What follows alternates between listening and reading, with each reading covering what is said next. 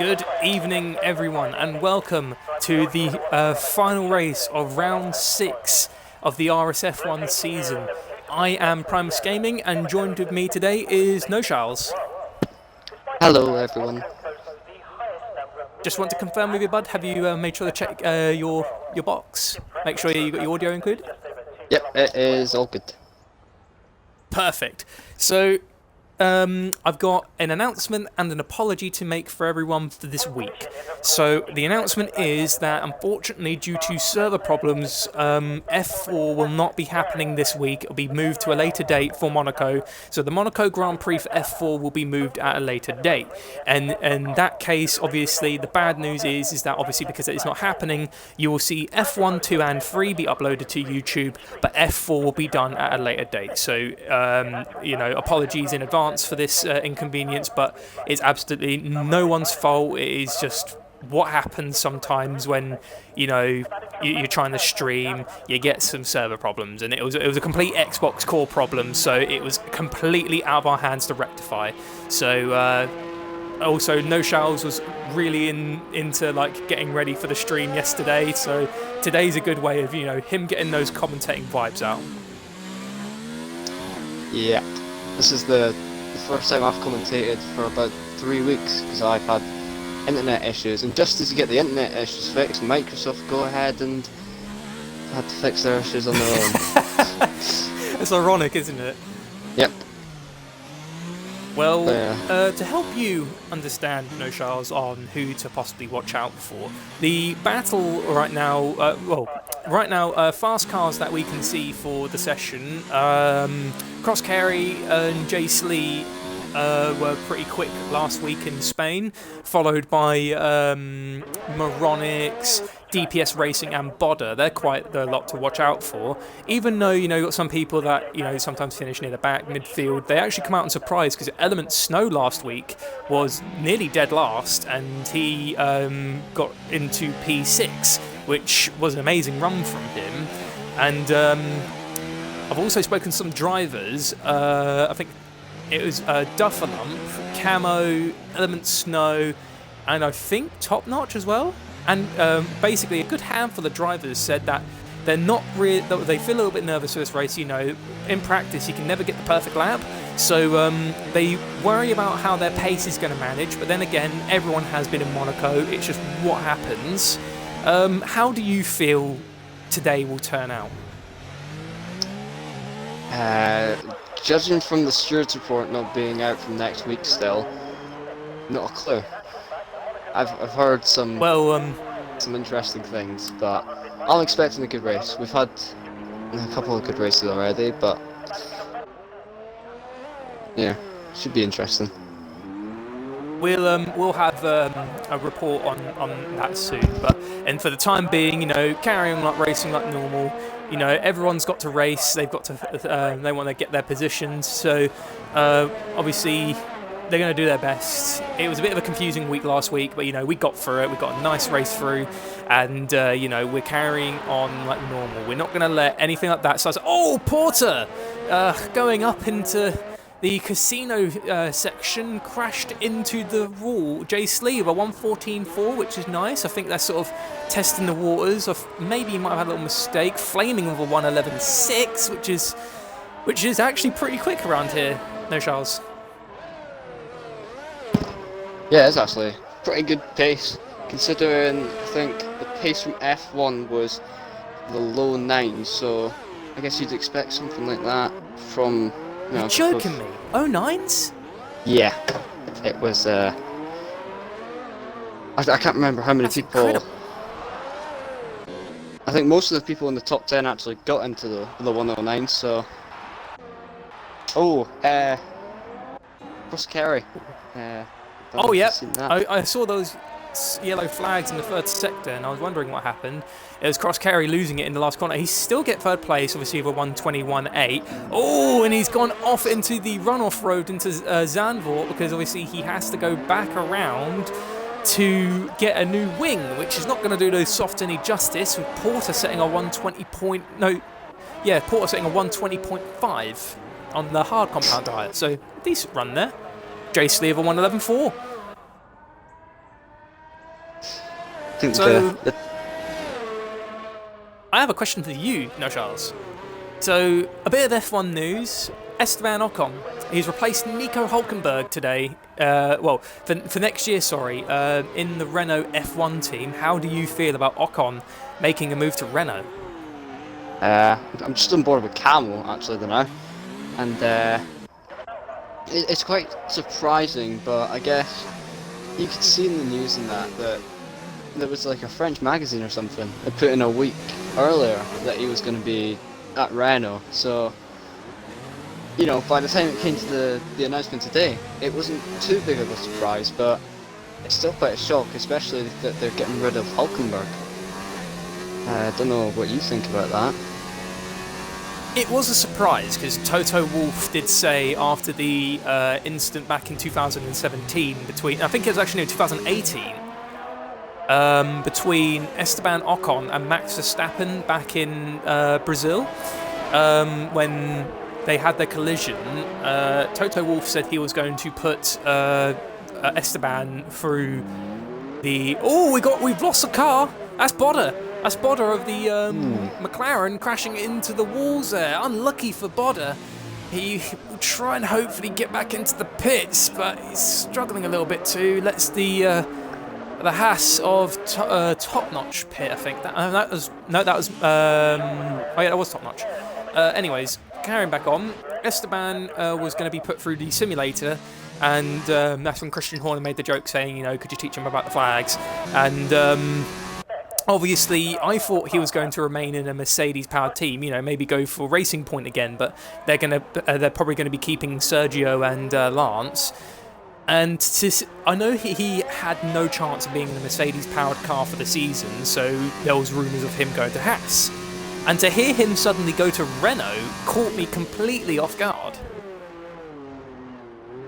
Yeah, I mean, of course we've seen changes like, you know, Bottas from Williams to Mercedes, both Mercedes-powered, Raikkonen, Ferrari to Alfa Romeo, but it's not often that you see changes like that.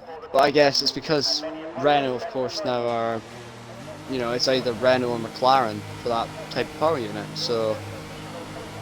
Yeah, actually no, McLaren won't be, probably.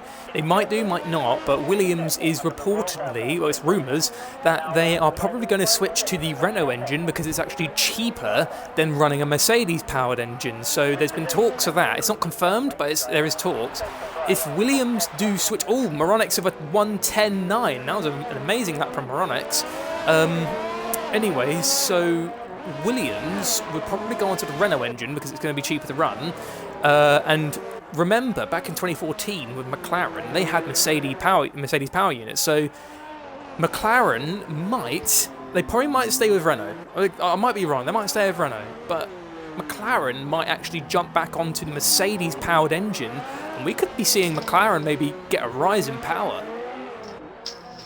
Yeah, and you can see from like their chassis. I mean, you can see DPS Racing's out the pits at the moment on the lap, and you can see how much work they've been doing on that chassis, and you know how much effort has gone in. And I think the power unit, like you say, it could be the big leap back to the top of the grid.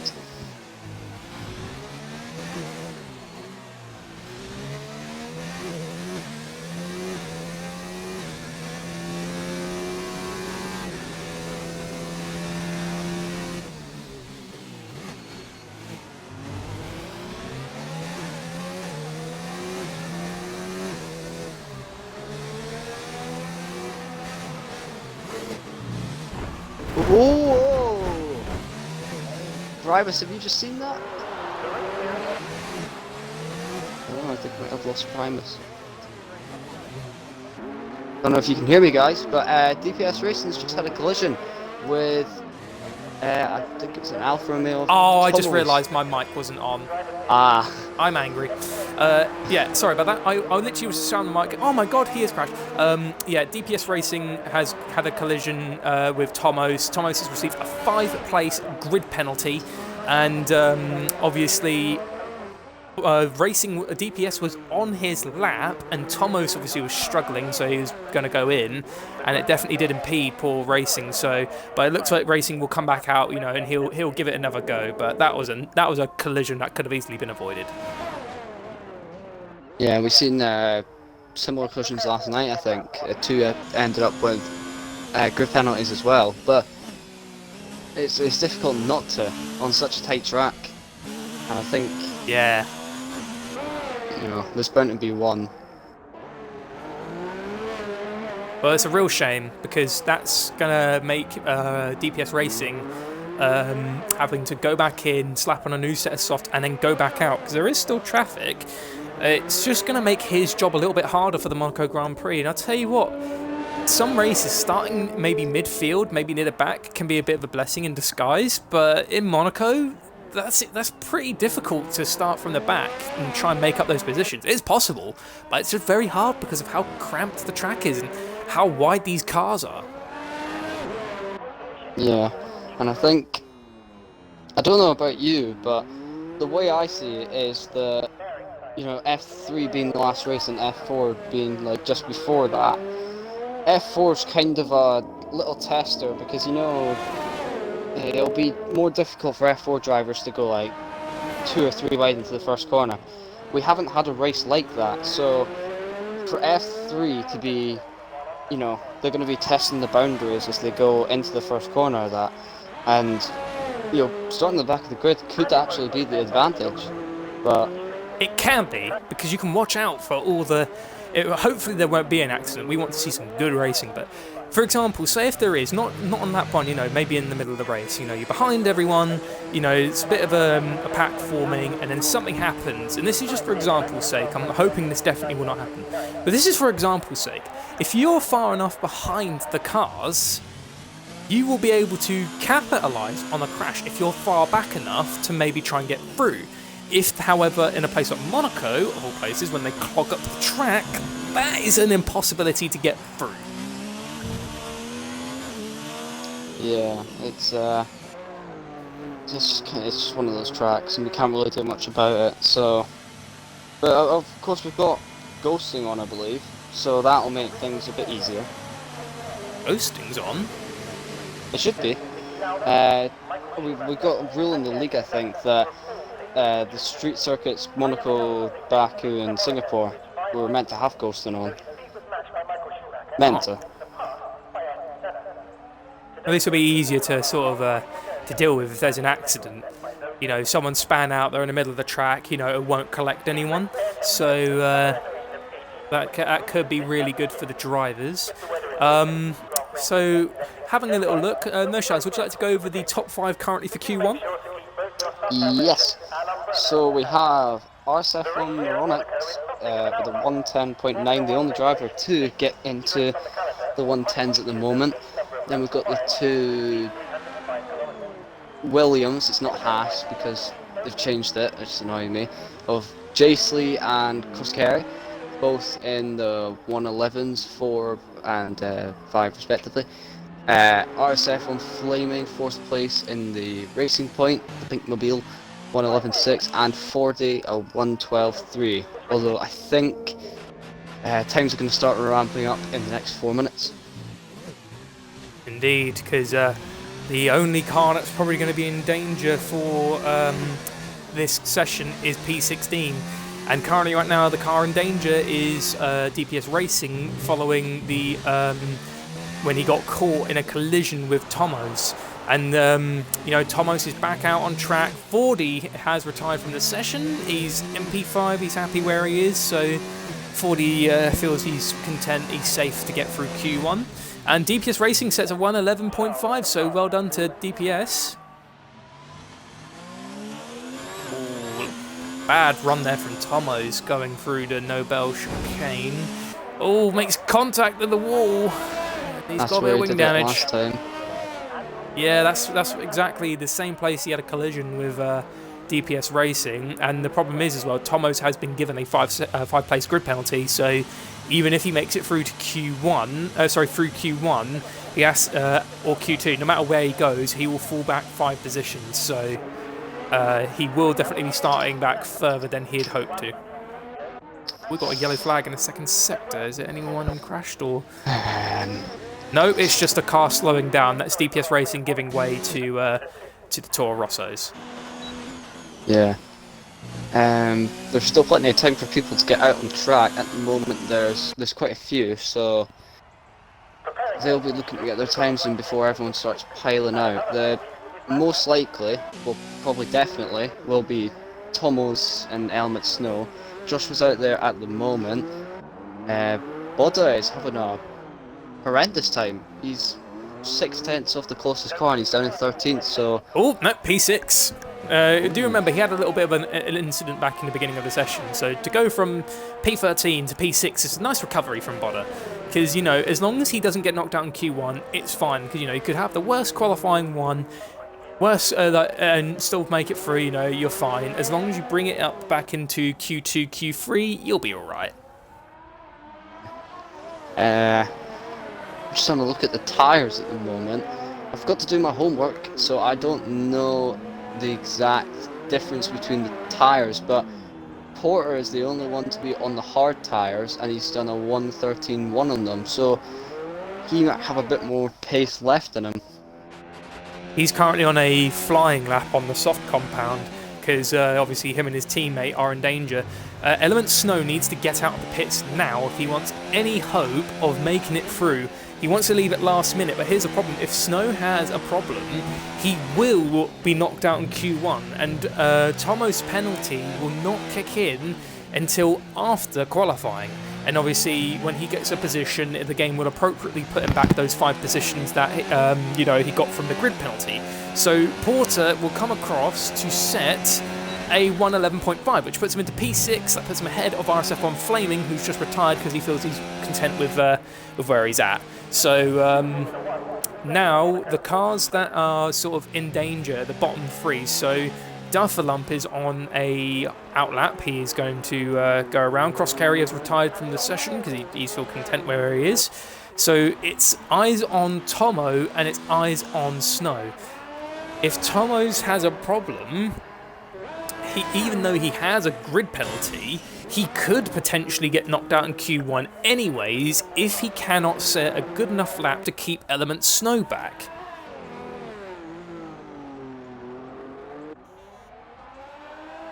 Having a little look at the chat, Spiral Acer Facer, Falcon for the win. And by the way, guys, comms all good. Thank you very much, Spiral. Oh, a little bit of a ride there out of the into Portier there, into the tunnel. So we'll go on board of Tomo's. So going, oh, he's a little bit of a wobble coming at the tunnel. So it's the end of qualifying 1. So through the Nobel chicane. Oh, a little bit close to the wall, but he's still okay. Now through to Beck. He's okay. Now through the swimming pool section. So now you need to get a good run through this chicane. Now through Raskas. Oh, a little bit of a lock up there on the tyres from Tomo's. He needs to get a good run through there. Now, cross the line to set a 1:13 dead. So Element Snow needs to hurry and get to the end without having a little moment and hitting the wall, which he just has. Luckily, it doesn't look like he's got any damage, but Element Snow is definitely in danger. Can he get better than a 1:13 dead and knock Tomo's down? Can he do it? Yes, he can. Tomo's is out of Q1. Well done, Element Snow, with a P4. Puts him in front of Crosscarry. That's an astounding Q1 lap. That's pretty good, to be honest. Yeah. Someone dropped the sandbags. Good to see.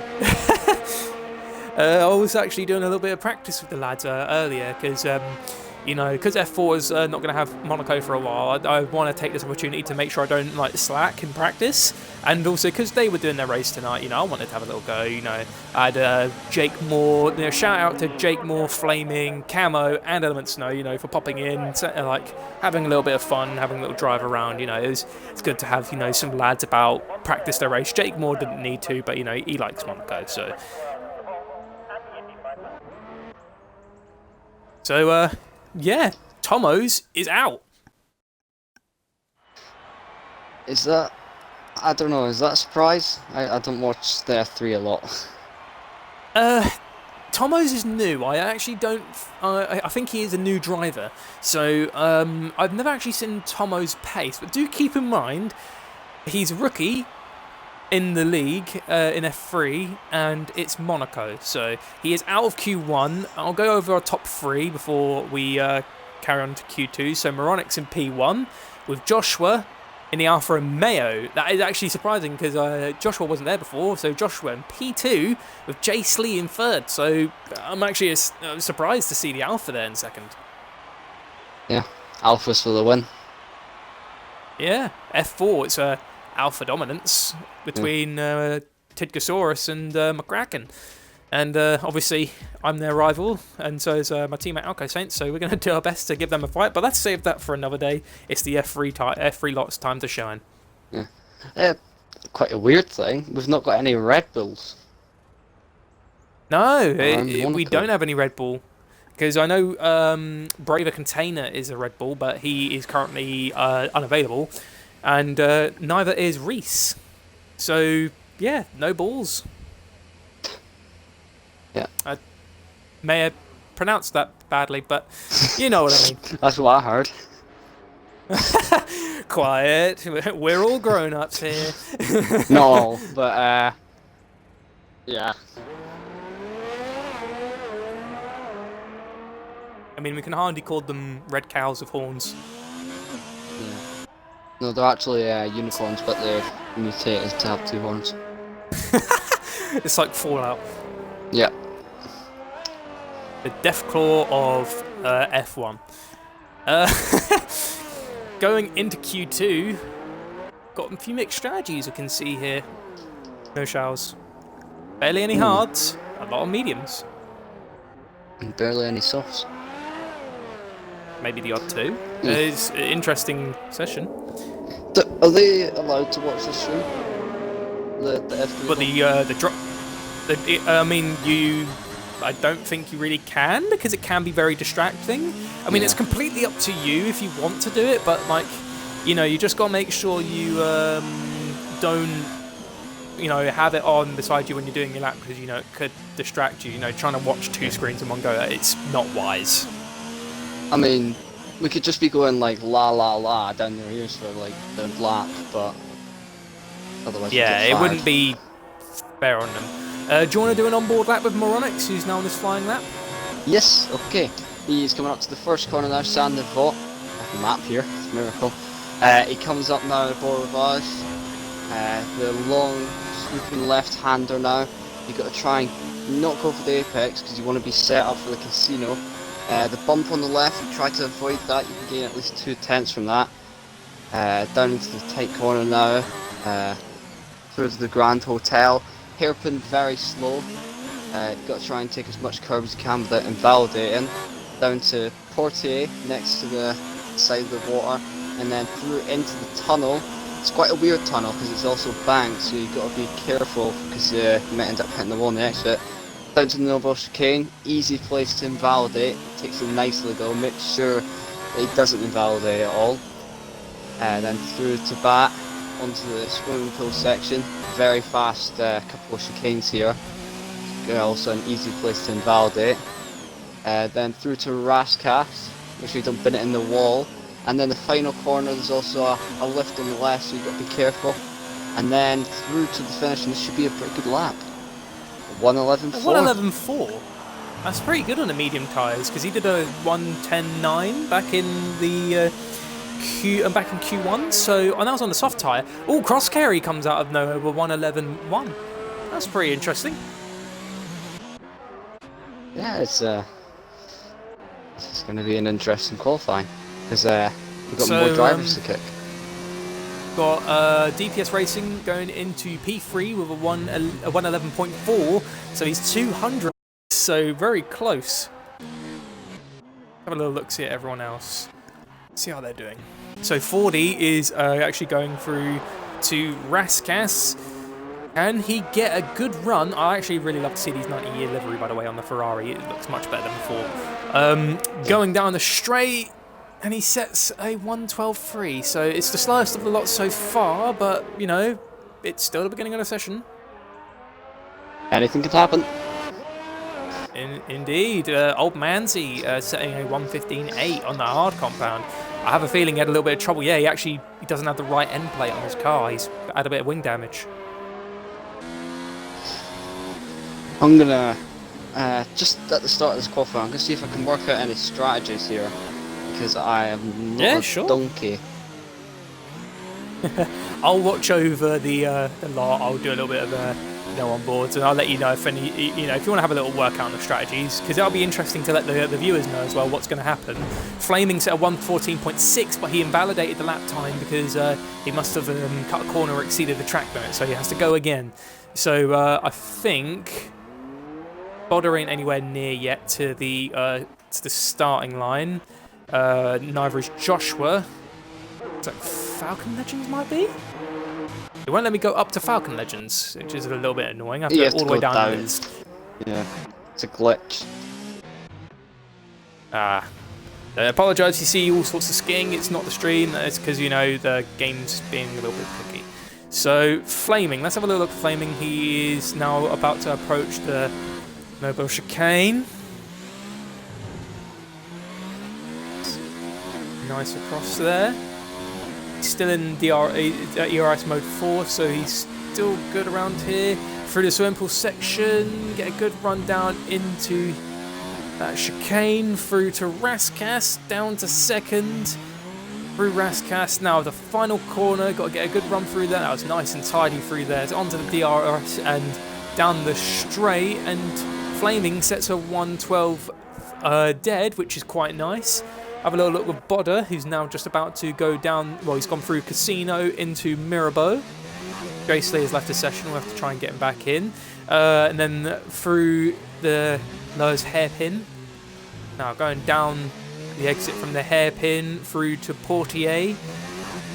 And now into the tunnel with Bodder. So Bodder is going to try and, maximise everything he can in the third sector, because you can have a good first and second sector. Oh, he clips the back wheel coming through the Nobel chicane, but he manages to save it. Probably lost maybe a few tenths there, but good save there from Bodder and clipping the rear wheels through the swimming pool section.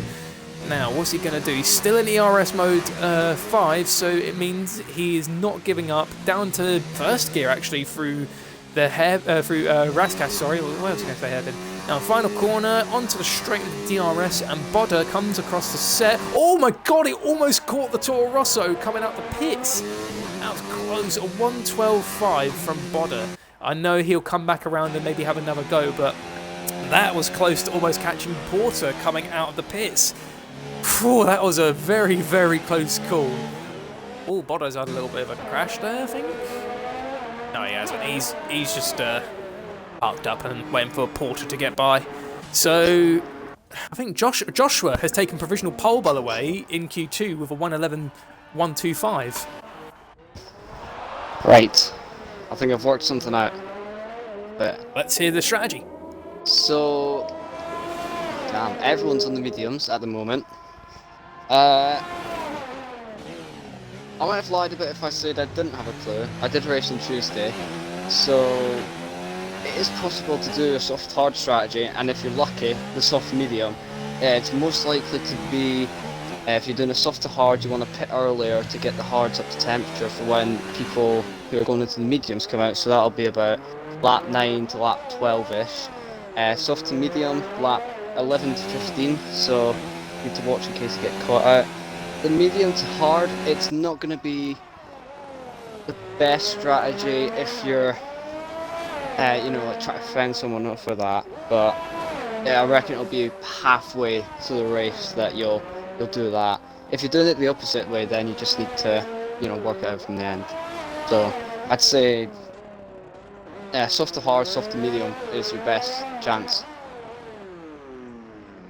That's a very interesting strategy there from No Charles. So let's see what these drivers will pull out. So Joshua with a 1:11.125, with Cross Kerry following with a 1:11.189. So a close battle for P1. Currently on board with RSF1 Porter going through the Nobel chicane. Did he cut the chicane? No, he didn't. He's still fine. He's still in mode 5 and pushing through to back, going through to the swimming pool section. Now through the chicane, this is very important that you don't go over that chicane too much, otherwise you'll lose control and hit the wall, as Max Verstappen did a couple of times in the real F1 season. Now going through the last corner into the straight of DRS, and Porter will come across to set a 1:12.1. That's quite a nice lap, actually. Yeah. Falcon went a bit to the just at the top before Portier. Unless he was trying to let someone by, he's had to do like a 25-point turn to get out of the runoff. But he's finally out. He's got wing damage on both ends. He's lost both his end plates. Not good for Falcon Legends.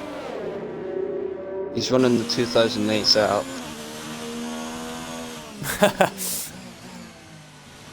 I actually wanted something like this would be pretty interesting because you know it will basically show the difference between seasons, and it's just for fun. I know it'll never happen. It's like a concept, you know, for a fun F1 game, because you know in league racing we separate the 4 divisions, so F1, 2, 3 and 4. So I'd say F1 would be in the current cars. So say if they do this in F1 2020, which they will definitely not, but say if they do. So in the 2020 season, you've got the F1 lot. In the 2019 cars in F1 2020, you've got the F2 lot. Then and then the 2018 cars for F3 and 2017 cars for F4. You know, involve multiple seasons. I mean, like it is possible because you know we're going to get 2 F2 seasons. Two F2 seasons. So we've got the 2018 season cars and 2019 season cars of F2, and you know F1. You've only got the full official season. I'd like to see in the new game, old cars, like the full grid. It would be nice to see, because I like how we got classic cars, you know, the Renault, the 2006 Renault, the F2004, but I'd like to see, like, the other cars in those seasons, like, fight alongside it. I miss the old cars. Yeah. Just before I go into my part of that argument, Old Manzi is about to finish a lap, I believe, hopefully. Yep. Goes to ninth place. 1:12.1. Yeah. Well done, Nancy. Just on the topic of what you were saying there, one thing that I've been testing with like a group of friends, like Vitel Fan 05, you know, people like that. There's quite a few of us. We're in the different divisions, and what we do is we take like classic cars, so say the 2004, the Braun GP, and then 2006 Renault, and then we put the people in the lower divisions into the faster car, the 2004, and then we put people in the higher divisions into like a slower car, like the 06 or whatever. And it's actually, you can get some pretty good racing with it. So it's like a mix between the divisions, but different cars, so different strengths at certain parts of the track. But I mean, if you get the balance right, it's actually pretty good. The 2006 season had a load of good cars. I mean, actually no, 2007, sorry.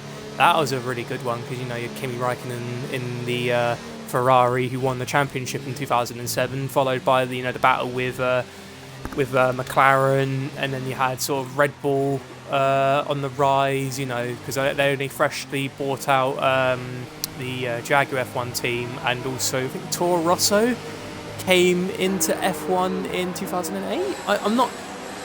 Toro Rosso were definitely in 2006. They were definitely in 2006.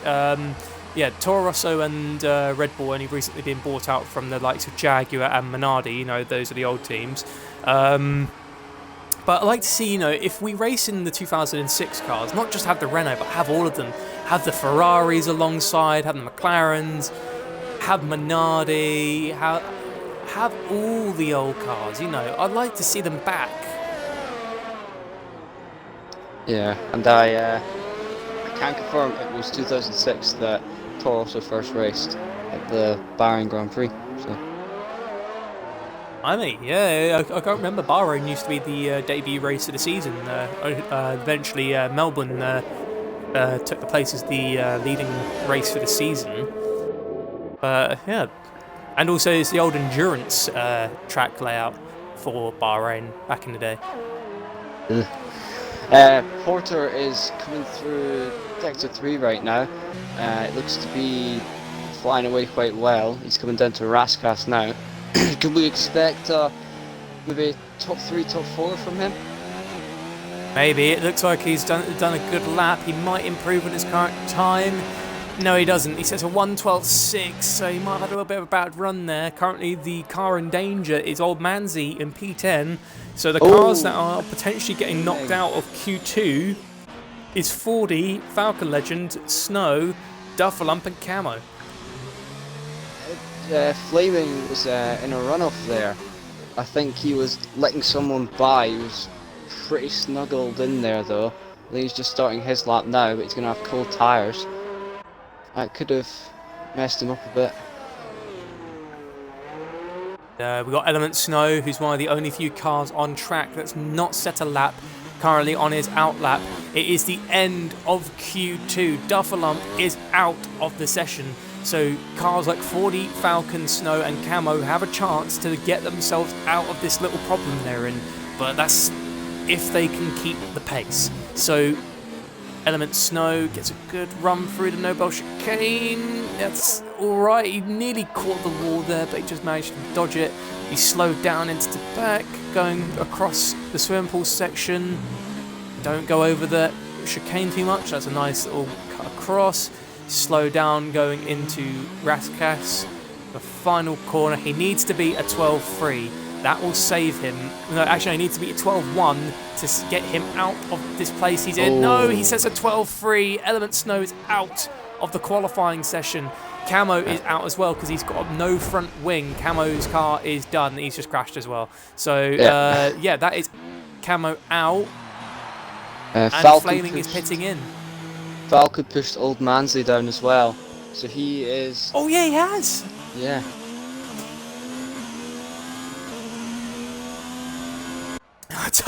Duffalump says, brilliant, scratched my head and crashes out on outlap. I know that feeling, not from F1, but you know when you're playing any game that's intense, you know you want to concentrate and you got to scratch your nose, scratch your head. You take one hand off the controller and you're either dead or you've crashed. So yeah, do you want to go over the cars that have gone out in Q2? Yes.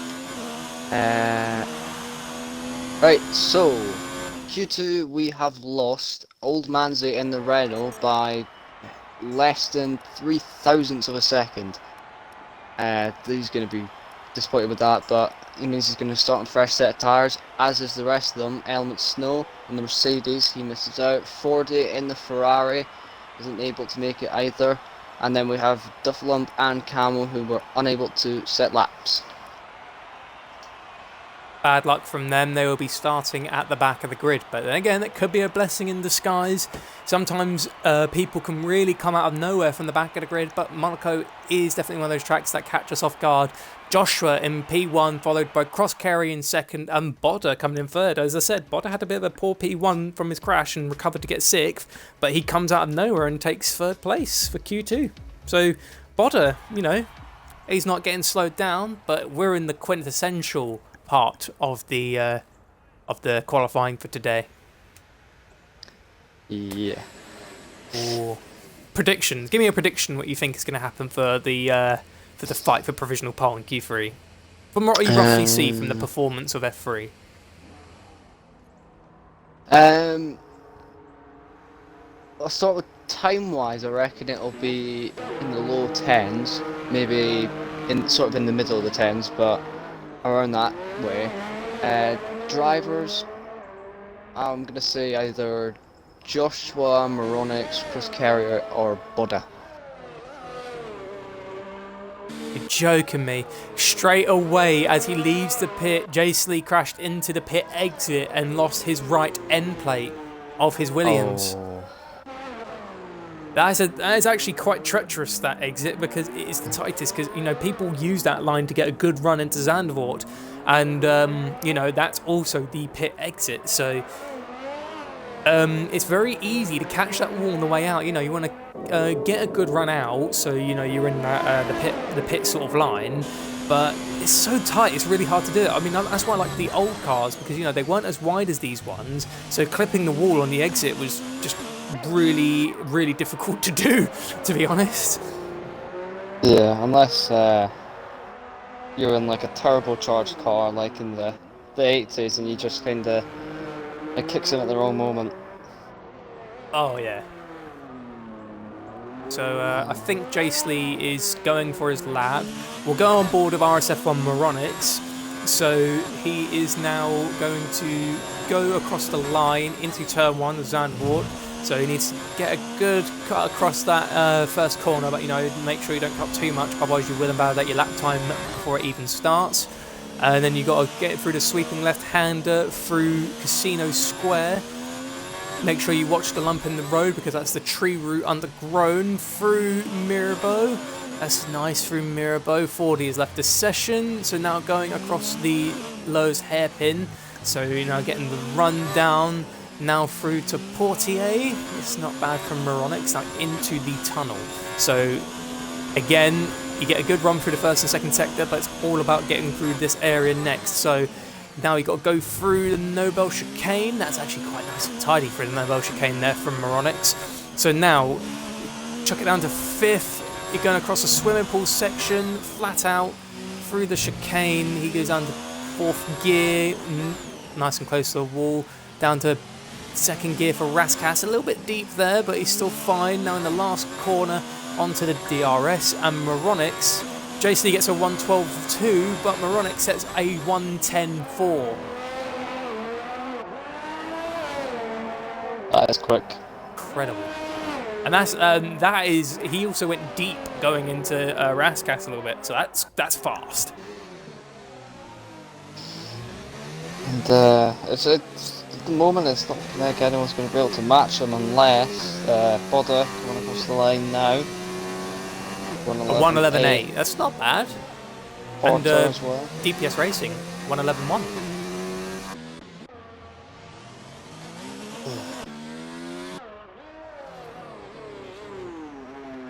So Cross Kerry is on another run by the looks of it. Got a nice helicopter shot as well, going through the lowest hairpin. Flaming has left the session. I think he's having a little bit of trouble reconnecting. Internet. Don't we just love it? We all love internet. And Joshua is pulled over to let Cross Kerry go by. I actually say watch out for Joshua. He's actually been performing really good in Q1 and Q2. So I have a feeling Joshua is going to really surprise the hell out of us. And Cross Kerry, unfortunately, went over the chicane and invalidated his lap time. So he's decided to go into the pits. I'll let you ride on board of Joshua. Alright, again, we hop into the car doing another lap, and he comes up to the first corner now. Will he be able to do it any better than anyone? Takes the first corner, and he hits the wall almost through Sandbot, but he keeps going up Beaurivage, through the sweeping left-hander, then to the right, he drives the wall, he hits the outside wall again on that one, goes over the bump, and got people leaving session. That's Grand Hotel hairpin, now down to Portier, and then through the tunnel, and he's keeping it very close to the inside wall there, now down to the Nobel chicane. He goes wide. He clipped the wall. Unlucky. Yep, he has front wing damage. Looks like he's continuing unlucky his from lap. Joshua. Yeah.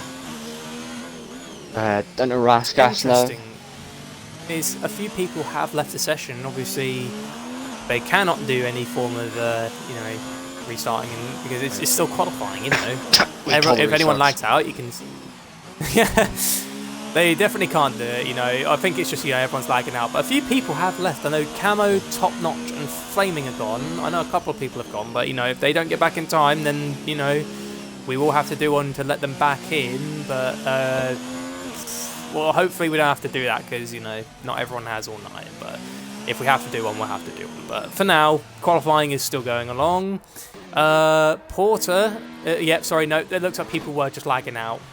Maybe the sound glitch because people are joining back. We're worrying over nothing. Something about Right, Porter. Jace Lee is now going to be doing a lap. So he's now going through Zandvoort, up the hill, through to the sweeping left-hander. You get a good run through. Williams have been doing pretty good lately in the season. Now, Casino Square, all clips the wall on the outside. Sorry, now going into Mirabeau. He went over the lump in the road and then through below his hairpin. That's a nice tidy line there through the hairpin, you know. It's benefits to go for it a little bit later. Now through Portier into the tunnel.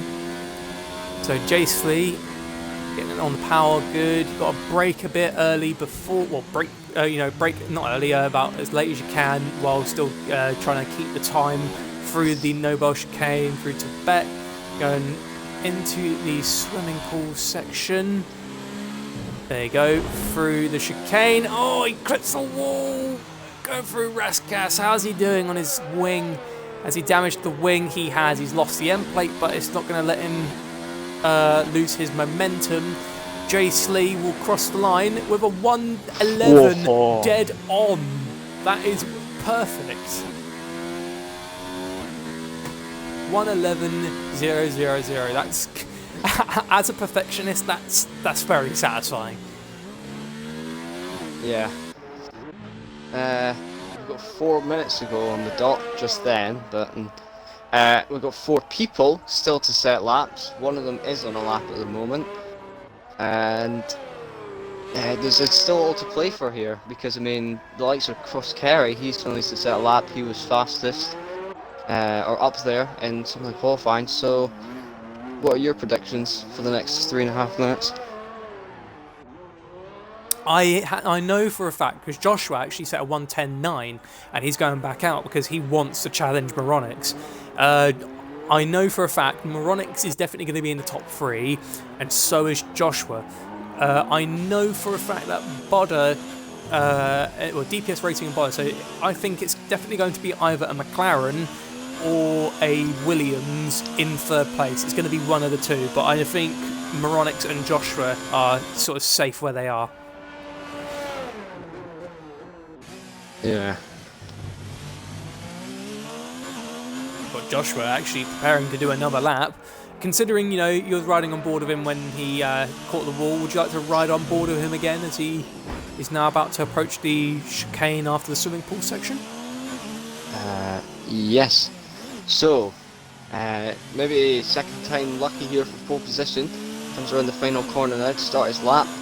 DRS wide open, the beautiful Alfa Romeo. I'm not saying anything here, but up to that corner, up to the first corner, which I now know is called Sandevot, up Borovage. Oh, he's backed off. Actually, no, this is good. He can harvest the energy because he didn't use up much of the battery. He can harvest and then try again. Yeah. I just wanna. We've got Port on that, but I just wanna say, like, there's not many people doing laps. It may send the Twitch chat, like, I don't know how many people are watching because I can't check the stream myself, but on the Twitch chat, put in how many front wings or how many bits of front wing you think are going to be lost during this race, because I'm going to count it up and I'm going to have a little competition here. How about that? Because so it's almost like the old classic guess how many sweets are in the jar, guess how many front wings break. So it doesn't have to be the full front wing, just like how many cars get wing damage, so it could be an end plate or anything like that. That's a very interesting game. Very hard to count up, but it sounds like a little bit of a fun minigame. Yeah. Just be flicking through the entire race. Gonna be a good 39 laps. 1 minute remains. We've got a yellow flag in the second sector, I think. Yeah, that was just cars slowing down to let faster ones go by. So everyone is currently either on an out lap or going or going into the pits on their in lap. So Joshua is on his lap trying to combat Moronix. Moronix is now actually going out to try and secure his provisional pole for the race. So it's interesting, 30 seconds remain. So I'm a little bit nervous for this because it's Flaming, Top Notch, Cross Carry and Falcon Legends are not having a good time, because Falcon Legends is now about to set a lap time, but he's got a broken end plate on his Ferrari. Falcon Legends gets an 11.5. He didn't sound very sure. It's like...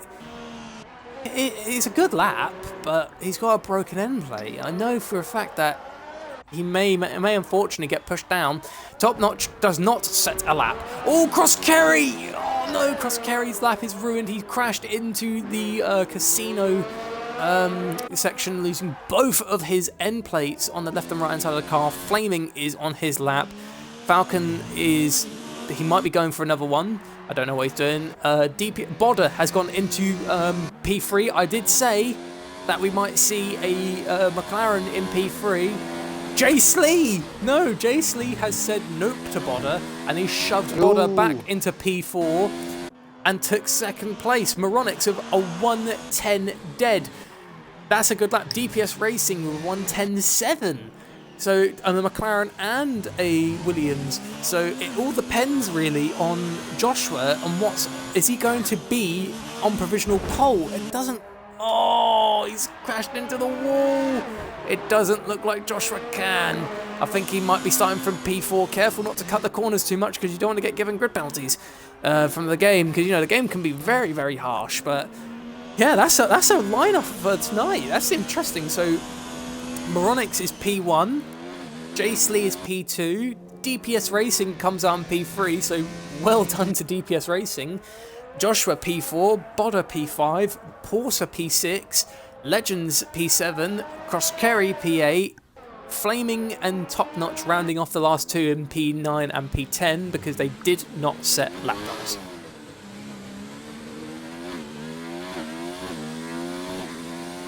Alan. Oh. I was correct in my prediction of at least, well, Moronix being top 3 and the McLaren or Williams, and it looks like we got both of them. Yay! Success. So, are you slightly anxious for the start of Monaco for F3? Because I tell you what, I am. Yeah, I am. I don't know what to expect. This will be interesting. Just in the chat, Luke JLP says 15 front wings.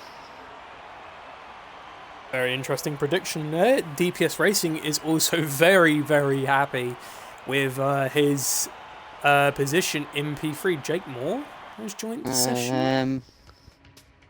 You shouldn't really be in it, Jake.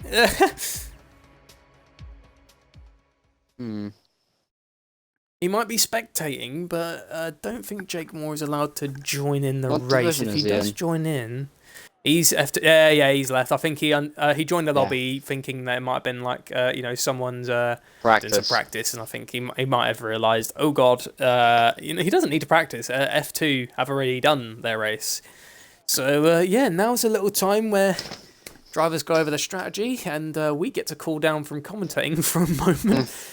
Because, and also pop off for a drink. Yeah, I've got a bottle of water. So. I've got a can of amber. Oh, you can't be a good iron brew. Not a sponsor, by the way. No. I mean, could be in the future. Multi-billion-dollar company.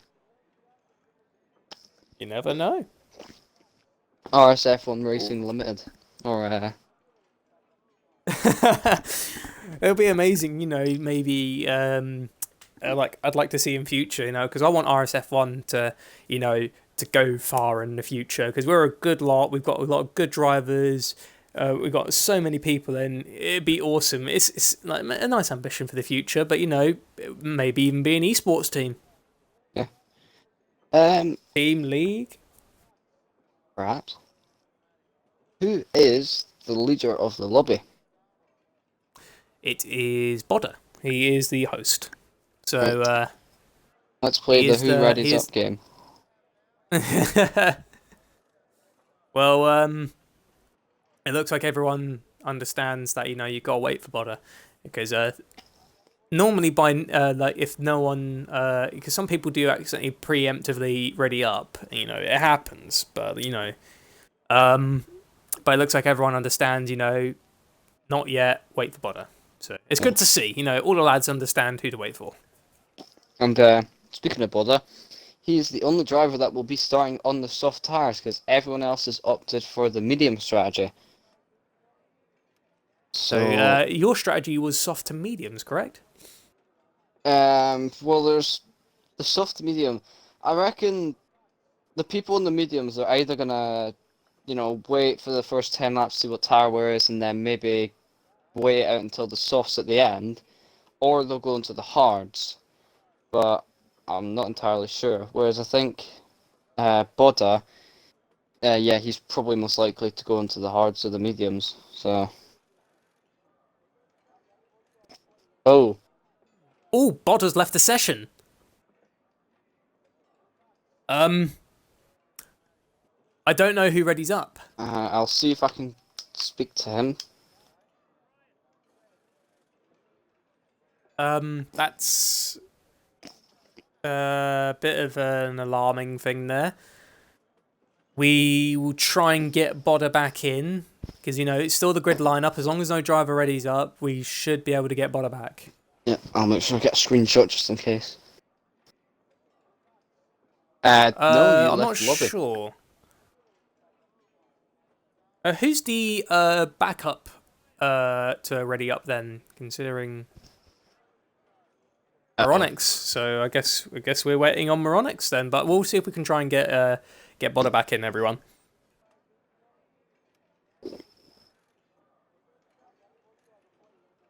Well, luckily. Oh, it is included. It is. Sorry. It isn't. Wasn't. It isn't. Wasn't. So Isn't. Wasn't. Isn't. Bodder will be able to start because he's back in before the formation lap, so he should be able to get back in his car.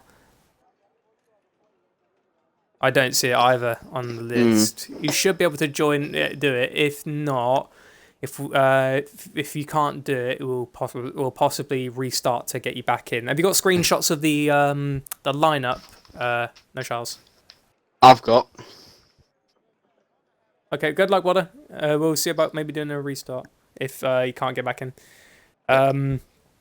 So we won't do the restart yet. We'll see if Bodder can get back in his car in the formation lap. We won't do the formation. We won't do the restart. If Bodder isn't in the formation lap, we will call a race restart. Yeah. Does that sound good to you, No Charles? Yeah, sounds pretty good. Perfect. So the decision is made, everyone, if you're watching on stream. If Bodder is not in his car in the formation lap when it starts, a race restart will happen. So can you please contact Roberts just in case? Don't contact him now. Wait until the formation lap. If Bodder can't get in, we'll contact Roberts. The god. And then, yeah. The man, the myth, the legend. So I think we should be okay to ready up. So if anyone in the race is tuning into the stream, which I don't know if you are, please. Moronix is sort of back up, so we'll wait on Moronix to ready up. If Moronix readies up and Bodder's in, we'll be fine. Yeah. We've had quite a lot of time now, so drivers should have their strategies and all that sorted by now. So if you don't, then that's kind of your own fault. Yeah. And if we do a restart, Officer Elmo's going to be watching out for those tires. Yes, everyone's going to have fresh tyres, so you know you've got freedom of choice. So, yes, we're waiting on RSF1 Moronics to begin, although RSF1 Flaming has readied up, so I don't know if that is a penalty, maybe? I don't know, because Moronics is the backup. It depends on whether Bodda's in. Yeah, well, Flaming did ready up first, so we'll note that. Bodda says it's cool. Yeah. I think, just in case. We're not allowed to talk about let's have a little look into the formation lap. So, is Bodda back in? No, he's not. Bodda is not in the formation lap. So, officially, me and No Charles, under joint agreement, are calling a race restart. So, can you please contact DP Roberts and we will get a race restart underway. Yeah. I've invited them to the party. He might come in and he'd be like... Contact him on Discord as well. So if any people that are not in... Oh, we might be able to join. Hold off. Yeah, hold off, actually. No one leave. Wait until Bodda gets into the end. Because Jake Moore says he might be able to join back in. So we've got to wait till the end of the formation lap. Right. I'll let... have Roberts on standby. Yeah.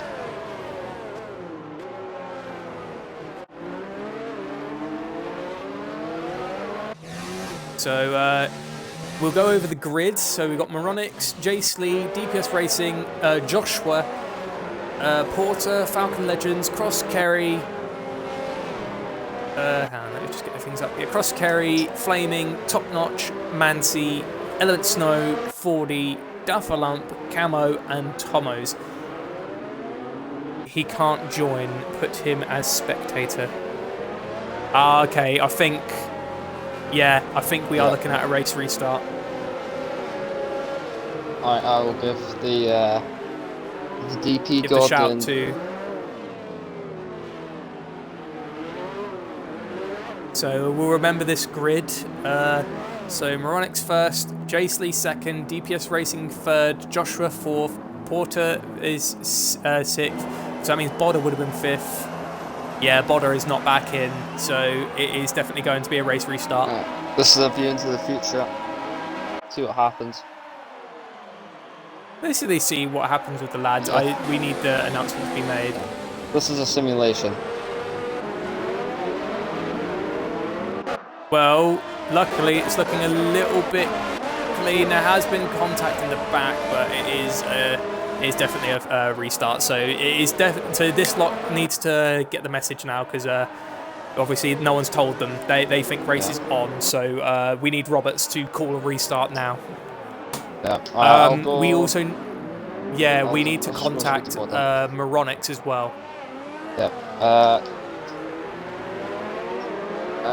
Just stick the point on drainable. I'll drain back in a sec. Okay.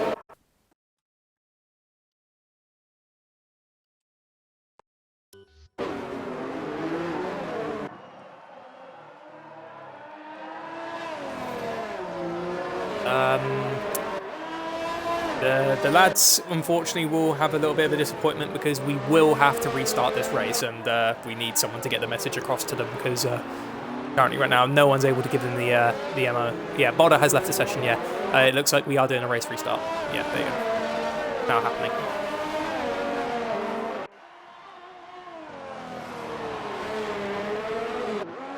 Welcome back, No Charles. I've got 7 of them now, so hopefully the rest get the memo. So now everyone's leaving. Everyone else will hopefully understand what's happening, because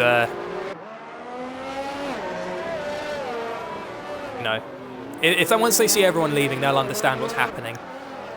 I'm hoping, anyways, because Moronics, Jace Lee, and DPS Racing are still actually going.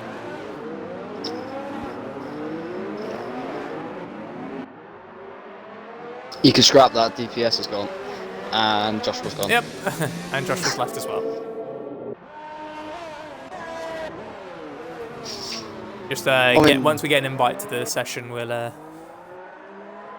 get underway. Yeah. So I think what I'll do is actually you've got screenshots of the results, haven't you? Yeah. Have you passed them on to Bodder so he'll be able to reform the grid? Ooh, I need to do that. I forget all these things. I'll just. That's alright. If not, I'll have to I've got end the stream and read. It's okay. Okay. I don't think J. and Moronix has gotten the MO. They're still racing. It's good practice. I think Moronix now has, yeah. Oh no, it's a VS. Come on, lads. The race is over. Yeah, Moronix is left now, yeah. Drives through he's almost.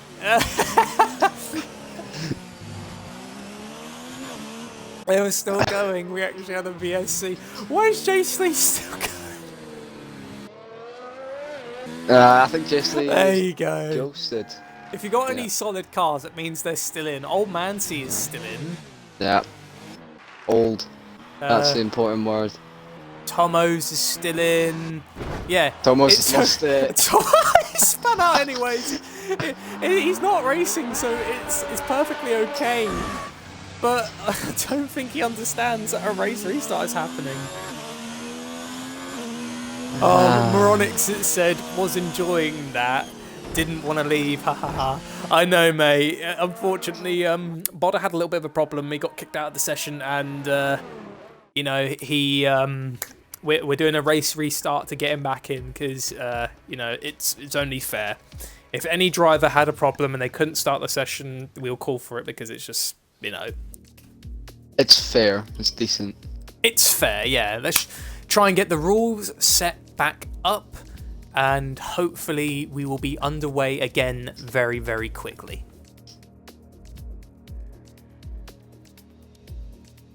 It's been a while since I've matched this Bodder. I need to go down my list.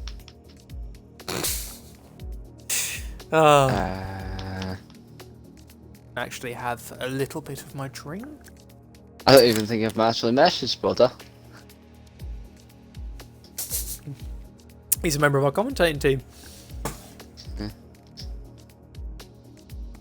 Just it? I'm joking. Alright, sent. I think that's. Yeah, I just need to wait on the other one to upload.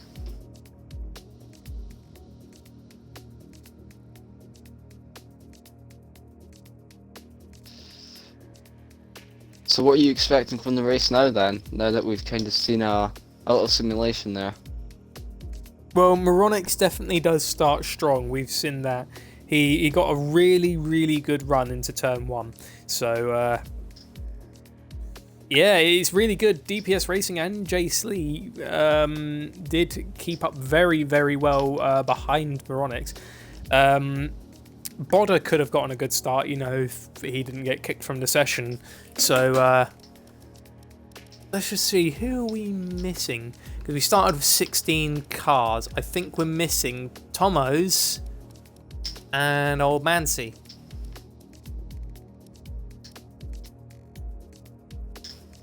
No, there's Cross Carry, there's Flaming. There's Mancy, there's Mancy. No, he's not. There's J. 14 cars, so 2 more. Just need to get a hold of them.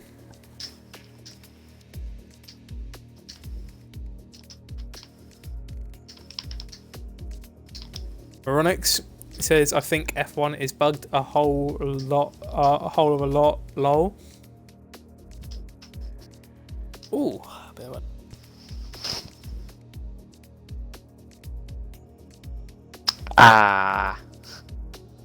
I've just had a message from Roberts like right now.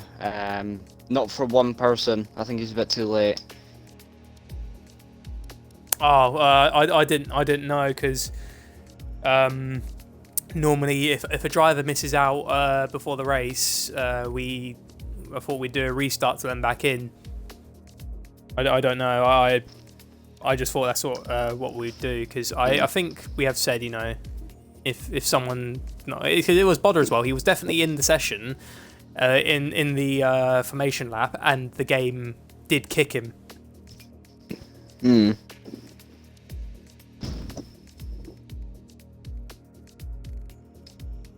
I have to talk with Roberts at the end, but it just seemed right because you know someone missed out on the race start. I mean, it's fair enough if it's like during the like the first lap, then like you know if you miss out, you miss out. But like it's just because it happened while we was loading in. Yeah. I think we have everyone now. Hopefully. That should be. Mansi, do we have Tomos? That's the question. Yeah, we do. Yep, that's everyone. Bodo's just quickly going over the custom grid.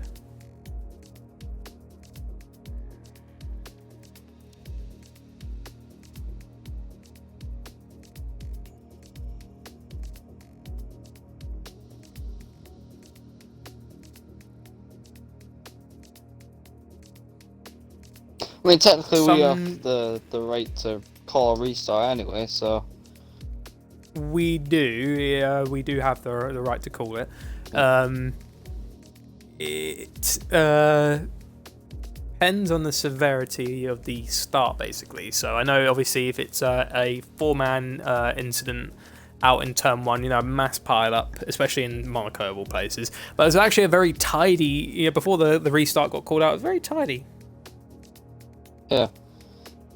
So, very good start from the F3 lot. Well done there. But, you know, it's just because I think we have said, you know, if a driver goes out in, you know, the formation lap, we'll discuss whether it was the right call or not. But whether it's right or not, you know, it was done is done. But it just seems, you know, fair because someone lagged out and he tried joining in and the game utterly refused to let him in his car while they're on the grid and in the formation lap. So... Yeah. In my opinion, I feel that was probably I feel that was the best decision. Now, some say, well, it's not, and you know, we'll find out whether it was the right call or not. But either way, it's happened.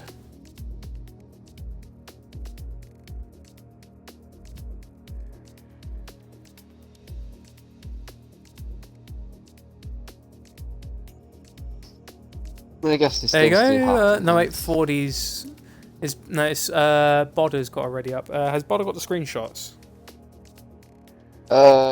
He sent them to Camel because I think he set a tell on them, but everyone's ready up there, so it must be. Good. Yes, that means Camo could read them out to him.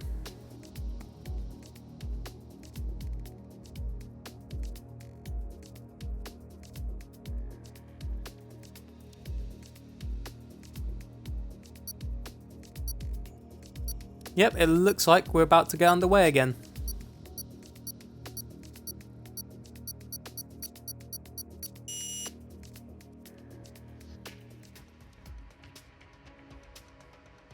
So then, take 2. This will be... Yeah, take 2.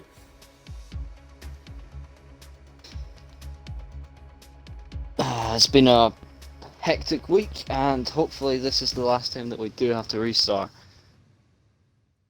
Yeah. Hopefully we won't have to do another one, but you know. Yeah. I mean, I'd say that restart didn't actually take that long, whereas on Tuesday, I think it's F1. It's because, you know, your screenshots might be still processing, you know, you have to pass them on, and then, you know, everyone reads them. You know, it's all about setting it up, so... You know, it was not as long as last week. You know, when we had the problem back in Spain. You know, that it wasn't as long as that. You know, it was only just a moment. But anyways, we got all the lot back in. We should be fine now. We won't have to worry about another one unless it's a mass pile up. And then if so, then unfortunately we'll have to do it again. But you know, let's hope it's not the case. Even though before the restart was called, it was actually quite a tidy start. Yeah, which was really nice to see. Everyone can go over their strategies again, including Bodder now, because Bodder's the host. So everything's just floating for me in the pits. Like the jacks are floating, and the front wings are just. F1 has developed special technology. Yeah. Hovercrafts like you've never seen them before. Monaco is one of the most prestigious races in the world and forms one F1 Mass Effect Edition. alongside the Yes. and the F1 Halo Reach Edition. So like, you got Noble Team, you know, you're gonna have Moronics, Bodder, you know, Yep. the Spartans.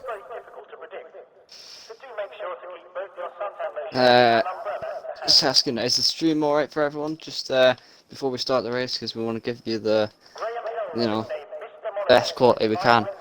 That's what we do here at RSF1 and Co. I guess.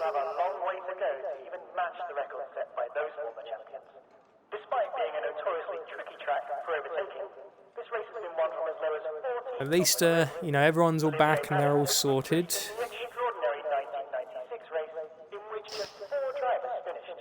Hopefully they got all the positions right. I'm just going to have a little flick through at the moment.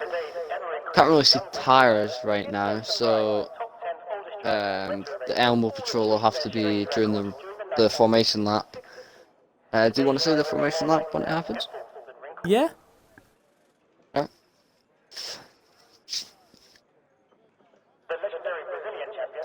I'm expecting to see a 1-2 maybe over team. I don't know what team, but Maybe. It won't be for Haas, because unfortunately I think Top Notch is too far behind. you never know. And maybe Top Notch might be able to come out of nowhere. It'll definitely be tight because you got DPS Racing in third, and then you've got Bodder in fifth behind Joshua.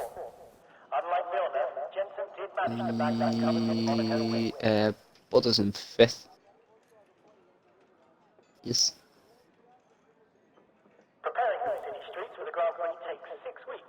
Right, everyone's ready now. Awesome. Awesome, we're finally making it. It is 9:22 in the UK. If you live in Germany like Porter does, that's 10. We got all good, you know, all good signs. You know, just make sure check if the decision was right or not. Roberts is okay with it, you know, because he's okay. He's not bothered with it. You know, only if it's a mass disconnection or a crash now, we'll do a restart. So if only one car does go out, you know, if one person disconnects, unfortunately, we will have to start. But it's mass disconnection or a crash involving 4 or more cars. Yeah. So anyways, let's go over the formation map. So do you want me to do it? If you want. Right, so starting in pole for the race is RSF1 Moronics, followed by Jay Slee in second place, DPS Racing in third, followed by Joshua in fourth, which is really good performance by Joshua so far in the season. Bodder in fifth, who's managed to get back in after the restart. Porter in sixth, Falcon in seventh, Cross Carey in 8th. Unfortunately, it's not the sort of start he would have wanted, especially after his victory back in Spain. Flaming in 9th, Top Notch in 10th, Old Manzi in 11th, Element Snow in 12th, 40 13th, Dufferlump 14th, Camo in 15th, and Tomos in 16th. It is a very interesting grid we've got here, and it should be an interesting race. Just before the race starts, just a reminder, if you haven't been here, we have restarted the lobby because there were some issues. Apologies to any drivers who did have a good start. You may have a good start, you might not have a good start, but I guess that's just online racing for you. But yeah, good luck to everyone in the race. Exactly, and all the cars are now lining back onto the grid. So let's hope it's a nice, tidy start through turn 1, because you know the old saying with this, with the league, you know, the race isn't won in turn 1. So I think that's how it's said. Yeah, but it can be in turn 2. Maybe in turn 2, yeah. So here we go with 5 red lights. Well, there you go. 3, 4, 5. And the lights are off, and away we go. So Moronics gets a good start, followed by Jaysley. DPS Racing, it looks like Joshua... DPS Racing is on the inside of Jaysley. There's been an incident at the beginning. Luckily, No real major damage done. There's a little bit of wing damage. Oh, it's the Renault of Old Mancy who's caught flaming. Oh, Mancy is about to catch Top Notch and the Ferrari of Falcon Legend. No, that's 40, sorry. Old Mancy having a struggle there. Luckily, no retirements are done. It's wing plate damage, which can be fixed. We should still be okay. You know, it's lap 1. It's only really just touching. So, Chris Carey has a huge gap there. Oh, Jace Lee is back in second place after taking it back from Moronix. Oh, Joshua cutting across the chicane there. He broke a little late going into the Nobel chicane and just, yeah, it's not very good for him there, but I think we're all okay. So following from lap 1, it is Moronix, Jace Lee, DPS Racing, Joshua, Bodder, Porter, Falcon Legends, Flaming, Top Notch, Cross Kerry and Fordy that have pitted with Mancy, Element Snow, Duffalump and Thomas. So the back runners, you know, they got a little bit of a ground made up after that. Moronix has already opened the gap between him and Jace Lee to 1.7 seconds. So obviously it's Monaco no matter what if you've got a comfortable lead. Because do remember, Ayrton Senna back in the day was 30 seconds ahead of the car behind him and he crashed into Portier. Yeah. Just a side note, I've counted 7 front wings already. So whoever said 15 was good. Interestingly though, Chris Carey and Old Manzy are on the soft tyres. So they will be on the 2-stop by the looks of things. Soft tyres? We'll go on to the tyres. Top Notch has got a 3-second time penalty for receiving multiple warnings. We will see a hand for the penalties. Exactly again, Joshua has got a 3-second penalty. That's going to do wonders for Bodder, who can keep up with him. Oh, Bodder makes a little bit of a clip into Raskas, which he's still okay. Moronix has got fastest lap of the session with a 1:13.5. So Bodder needs to get past Joshua. It looks like Falcon Legends is gone into the pits, which has put Top Notch back up into P8. He's replacing his front wing. Bodder wants to get past Joshua, but do remember Monaco is the most difficult track in the season, in my opinion.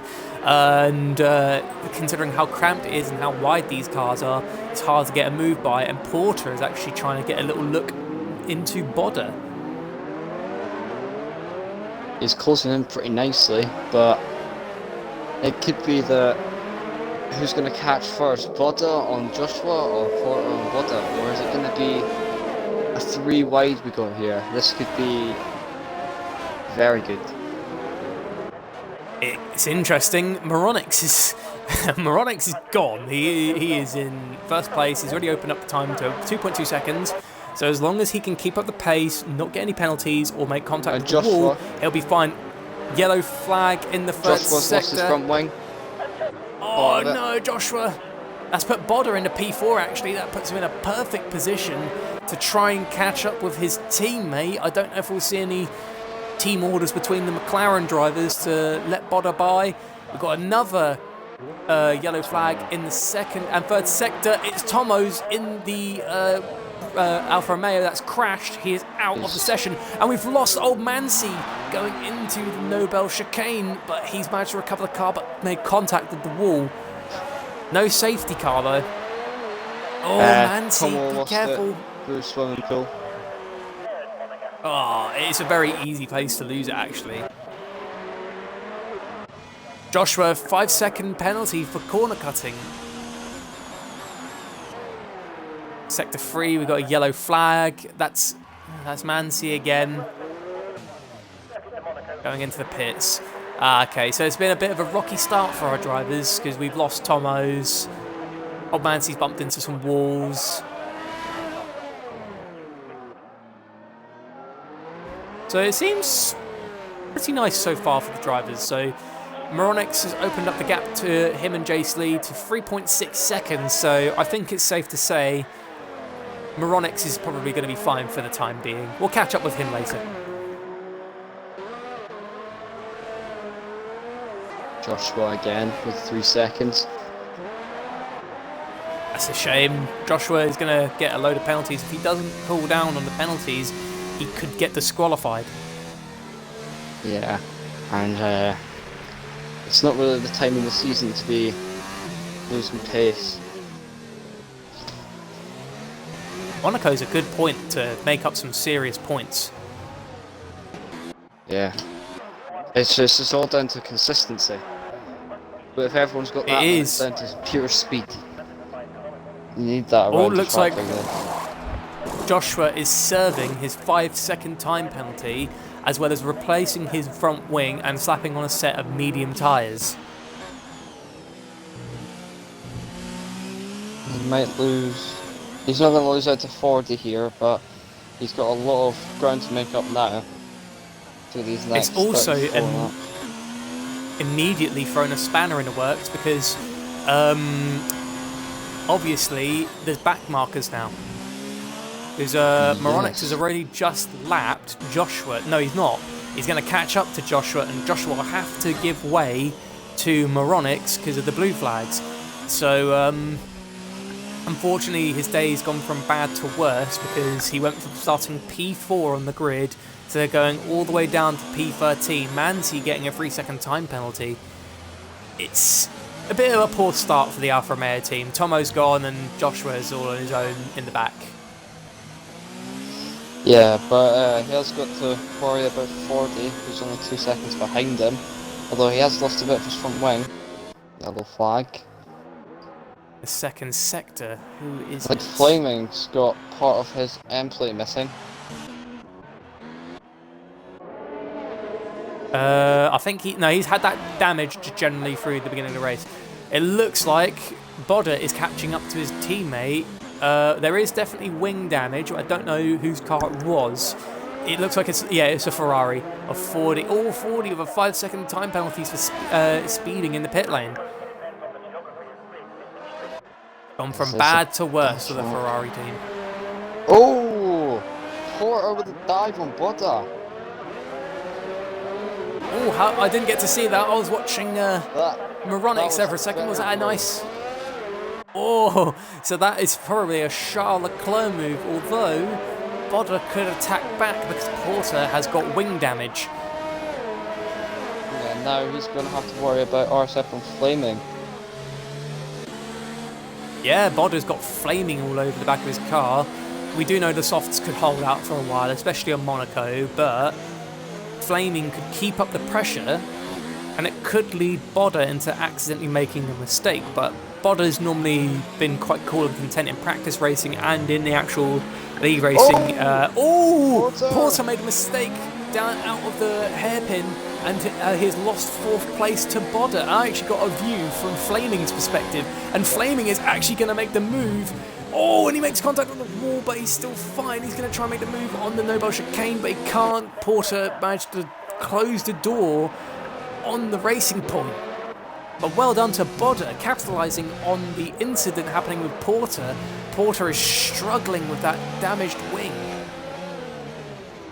I think the soft tyres on Bodder's car is making it much better for him with that extra grip.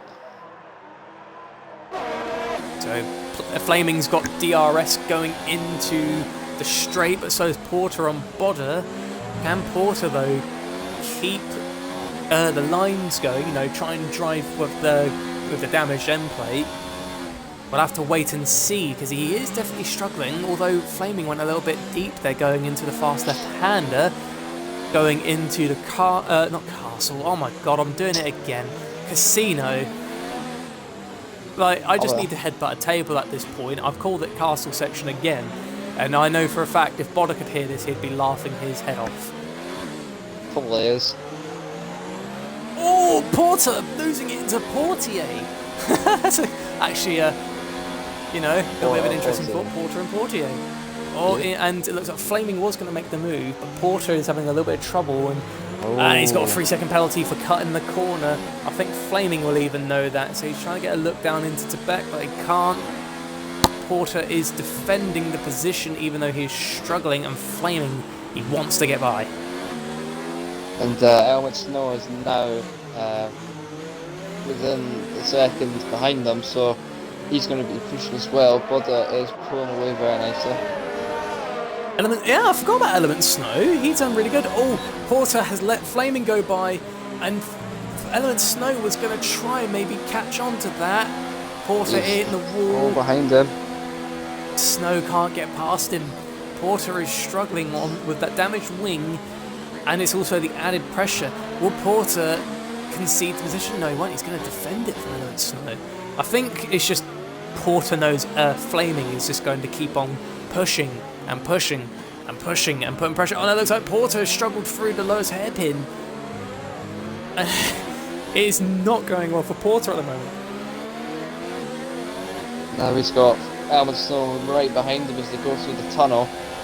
Element Snow could put a move on down here. I think he's just too far back on this occasion. Oh, Porter cutting that chicane. That was a massive cut. I would have been surprised if the game didn't give him one. Big one there from RSF1 Porter. Duffalump has got a 3-second penalty as well. That's the other Toro Rosso. In the same place. Let's keep an eye on this because it looks like the battle for up front is between, well, is fine. Bodder has gone into the pits. I think those softs have eventually served their due. He's going on to the hard compound tyre. So a one-stop strategy being played there by the Irishman. Yep. Element Snow is ahead of Porter now. Duffalump is starting to close the gap a bit. Oh, Joshua's got a penalty all the way down in 13th place there for cutting more corners or exceeding track limits. Element Snow is actually gaining on RSF1 Flaming.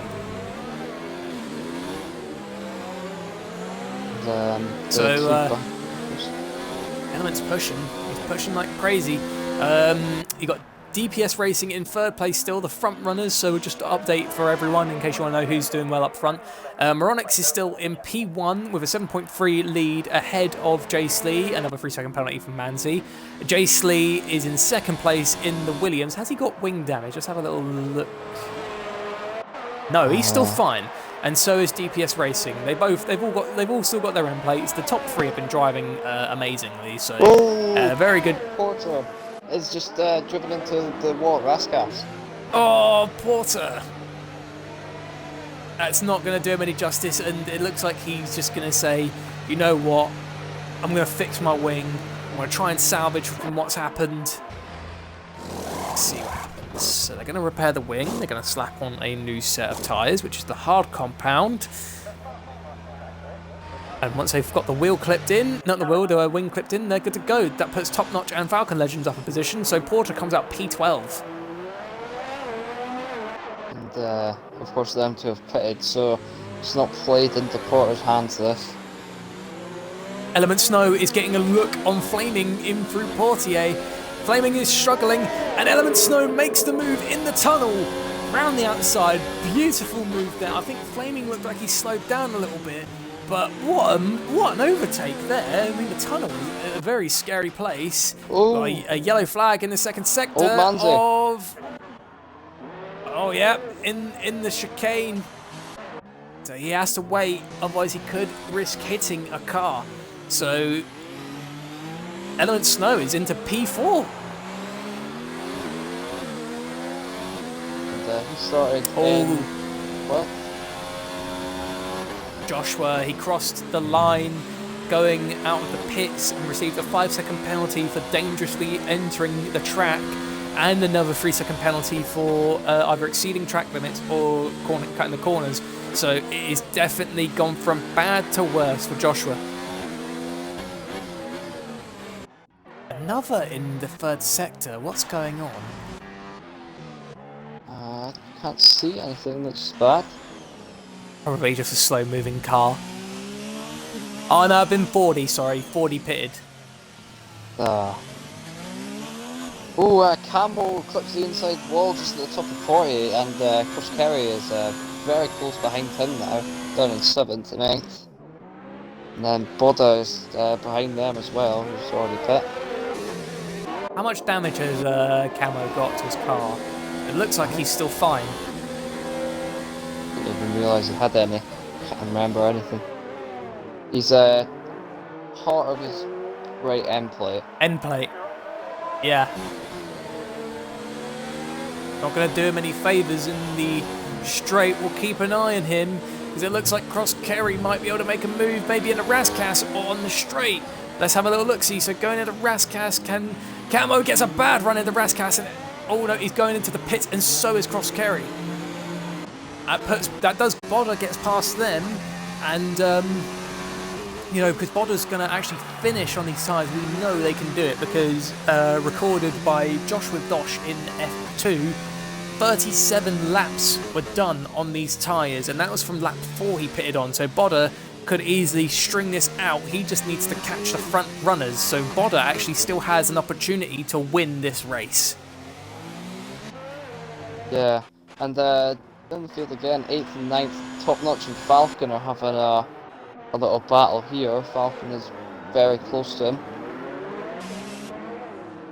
It's interesting to see a little battle between the Haas and the Ferrari, because obviously the leading Haas is in the lead of the race. So a little bit of midfield battles here. Can Falcon Legend actually manage to get the pace to catch up to Top Notch? Top Notch has got some penalties as well as wing damage, so it does work out in Falcon Legend's favour.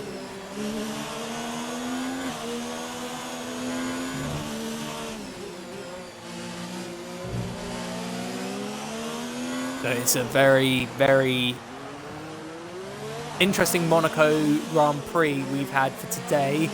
It looks like Top Notch and Falcon are planning on staying on these tyres, so strategy probably from these guys. Again, they definitely can do it.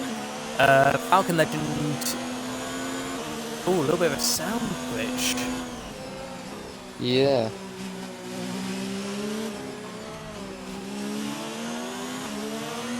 Is that my microphone? I don't know. It's sounding better now, I think. Can you hear like a little clipping in the engine sounds? Not anymore. It was a bit bad then, but it's fine now. I think that might be my microphone. Give me 1 minute, I'll unplug it and plug it back in. Oh, okay. The top 6 are still since the start of the race. Joshua has just retired in the other Alfa Romeo. May the Alphas rest in peace. All the top 6 are on the medium tyres, so they'll most likely go for another 5 odd laps, and then they'll probably end up pitting. There we go. Yeah, it definitely was my microphone. It was definitely my microphone. It was basically like clipping, you know, making weird little clipping sounds. And then once I unplugged it and plugged it back in, instantly rectified the problem. Are you sure that he did definitely retire in pits? Because yeah, he did. Yeah, sorry, because Mancy got past him. Yeah, sorry. I just saw because he was out on the track. He retired on track. Well, I'm doing a ticket recording because I just seen his car going up through the boulevard. I don't know. Yeah, his car's still on the track. So that means Joshua has retired on the track. That's not good for him. Let's have a little look, see if we're on it. I wouldn't say that. I'm on board with him. If we see his car is still out on the track, then Joshua failed down there. Yeah, then it means he did retire on track. Okay. Wait, I'm not. Oh no! Joshua retired going into the pits, where his AI went back out. Right. Okay.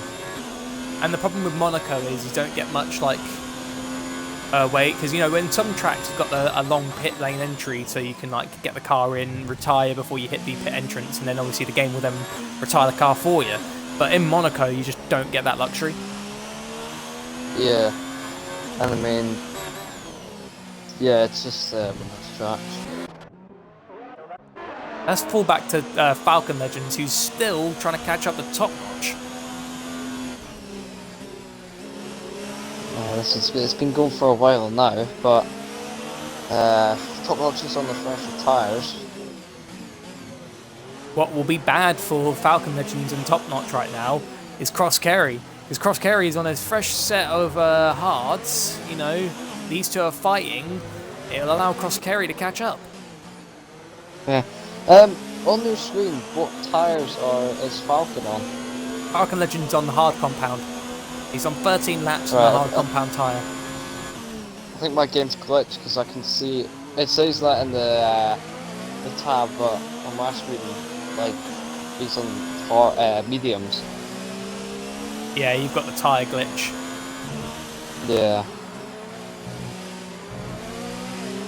Rightio, well, unfortunately, No Charles is going to have a little bit of trouble there. Flaming has gone into the pits and he's slapped on a new set of hard compound tyres, which puts Budder up another position. And let's have a little look on Flaming. Oh, God! Everyone needs to understand when a car pits, give that line some space, because in Monaco, there is no special pit entry area. That is it, so you do not go across the line. So if an incident happens there, it would not be the fault of the guy in the pits, because obviously the rules of the game, you know, you're not allowed to cross the pit exit line, otherwise you'll receive a penalty, as we know Joshua did earlier. So, Yeah. oh, it looks like Mansi is catching up to Porter. No, sorry, Mansi might be able to unlap himself from Porter. Everyone's pitting. No, that's Flaming. Okay, no, sorry. Yeah, I'm being an idiot. I can see. That's not it. Yeah, sorry. Everyone's pitting.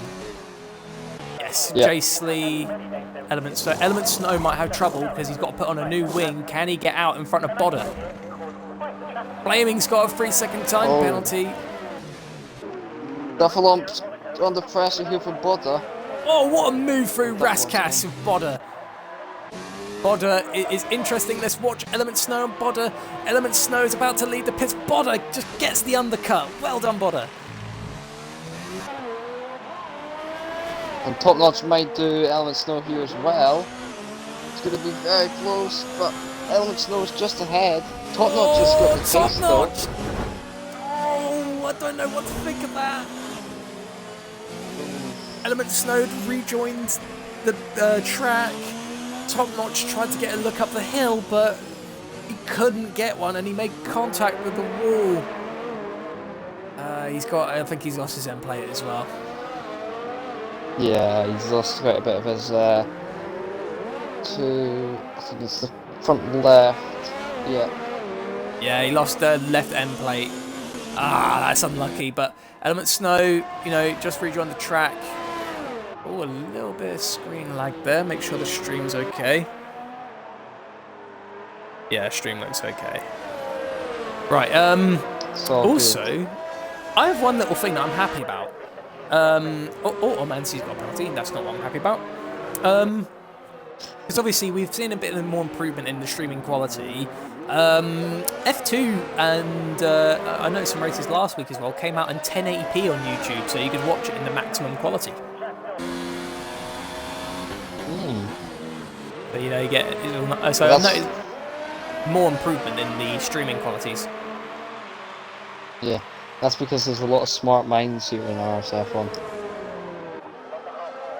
Oh, looks like Top Notch is gone into the pits, putting Duffalump in P9. Unfortunately, that was from when Top Notch had an incident with Element Snow after Element Snow went for his pit stop. But Element has got a fresh new wing, hard compound tyres, is actually under pressure from Falcon Legends, who's on worn hards. So I don't know if Falcons are going to be able to do much, because Element Snow's tyres are only 1 lap old, while Falcon has got tyres that have been on for 16 laps. So not sure what he can do here. Bodder is 17 seconds behind his teammate.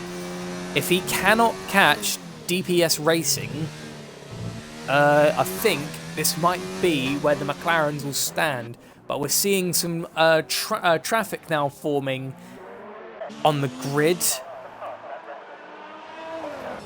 So Moronics is definitely going to get hauled up by some traffic when he catches them, and so will Jace Lee. So yeah, what's your thoughts so far?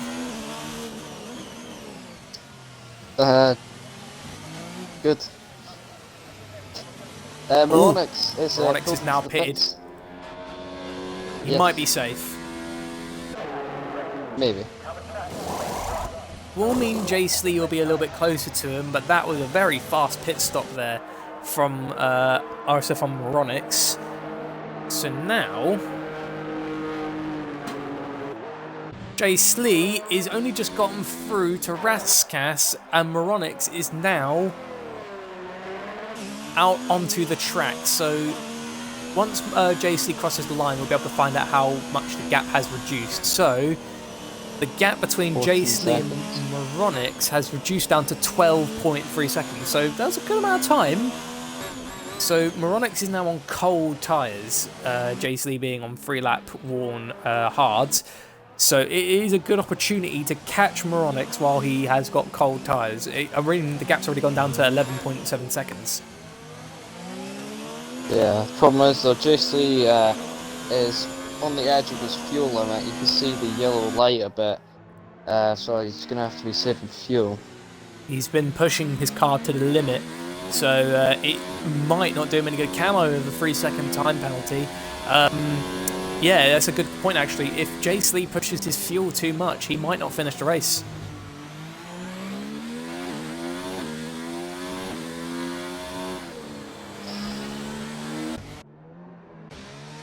So we're halfway through the race. How do you think it's going to look? Do you think this is going to be the final grid, or what? We will see some more changes, because you never know. The way Jay Slee's been pushing, I don't know what he's doing, but his fuel light is definitely giving a warning, saying, you know, hello, I'm low on fuel, you know, you need to conserve. If Jay Slee doesn't finish the race, it will put McLaren up into 2nd and 3rd place. So I think DPS Racing is definitely catching Jay Slee, and Bodder is definitely maintaining his pace. Element Snow, I forgot to mention Element Snow. He's only 3 seconds off Bodder. What's happened in the 2nd sector? Porter down at Portier again. Portier. Oh, that slowed down Moronix. Porter is in the way of RSF1 Moronix. He's letting him by. Yeah, he's letting him by, but that costed Moronix some valuable time there. It's already put the gap down between him and Jay Slee to 10.7 seconds. Yeah, I was gonna say there was a train appearing with Camel, Top Notch, and Porter, but Camel and Top Notch are now going to be going at it. Top Notch just got a penalty. Again, yeah. So, no safety car, and back in the sort of, before we restarted, was a VSC. So, you know, F1 likes to have its moments. You know, it could be a big accident and the game will just say, eh. I mean, you know, Tomo's crashed in the middle of the swimming pool section and the game didn't even bother to make a VSC or anything like that. Cross Kerry, 3-second penalty. He is very close to flaming at the moment. Going through a swimming pool. Top Notch is going to get a little look on Camo. He's going to get a good run going in. Oh! He's crashed into Camo. Oh! Top Notch. That was definitely a Charlotte Leclerc, except there wasn't brake problems. Camo left room, a little bit of room, so it was a very small gap, but there was space for Top Notch to make the move. But unfortunately, he clipped the wall, hit Camo, and then broke his wing. So Camo's safe for now. Cross Carey's gone into the pits, putting Duffel up to 8th, and putting up the Camo to 9th as well. So yeah, it looks like race is sort of staying where it is. Yeah. Flaming catching Falcon Legend, actually.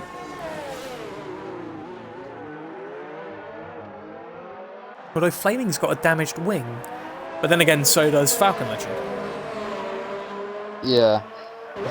Flaming's on 6-lap hard, Falcon's on the 20. Oh, and he clips the wall there, coming out the chicane there, Flaming does. Yeah.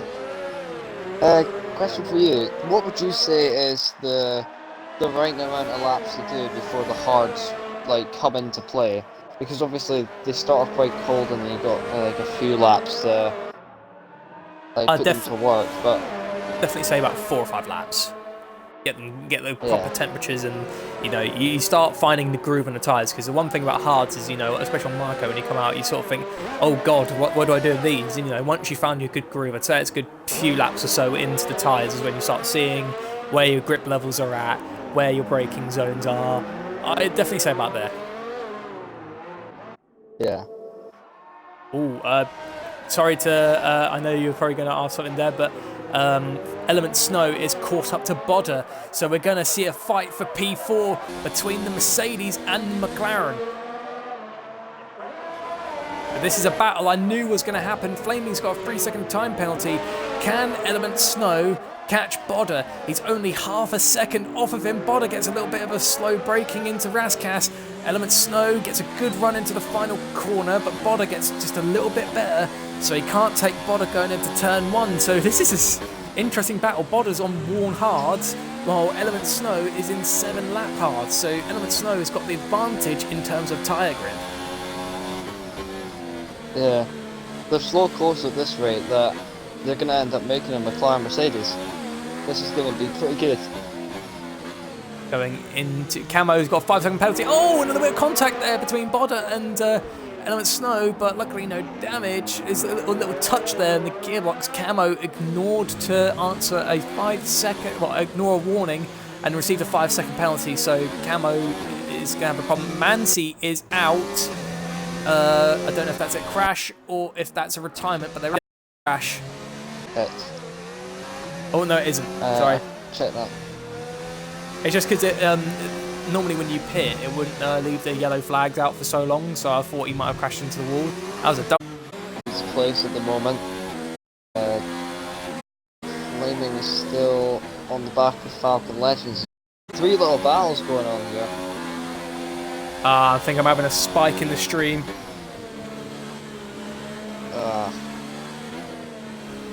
Twitch. Element Snow. It looks like it's stabilised. All over the back. No, it's not. If you guys can hear me, I'm sorry, but we're having a little bit of a problem with the stream. Hopefully, we're not having problems with the stream. It'll stabilise. It's like it's just my connection. It's not the stream itself. It's just my connection. It's stabilised. There you go. Sorry, just had a little down spike. It happens, though, But yeah. I know Camo is fighting Cross Kerry, but the battle between Element Snow and Bodder is still underway. Yep, as is Falcon and Flaming. So we've got 2 different battles. You keep an eye on Flaming and Falcon, and I'll keep an eye on Bodder and Element. If nothing happens with Element and Bodder, I'll pop back to them too to see how they're doing. It looks like, though, Element's going to get a better run. No, he won't. Bodder still gets amazing runs out of the final corner. Element is all over the back of that car. He wants to get past Bodder. Falcon Legends, he moves up. No, he goes into the pits. I was about to say, he got the move done, but he didn't. Camo. See, at this rate, Camo gets disqualified. Yeah, because he's ignored a warning and got a 5-second penalty for it. And I think the game will eventually just say, that's enough and slap a penalty on, because we still got 13 laps of the race to go. And Moronix is commanded since lap 1. Jace Lee has kept his position, and so has Bodder. Dufferlump has come out.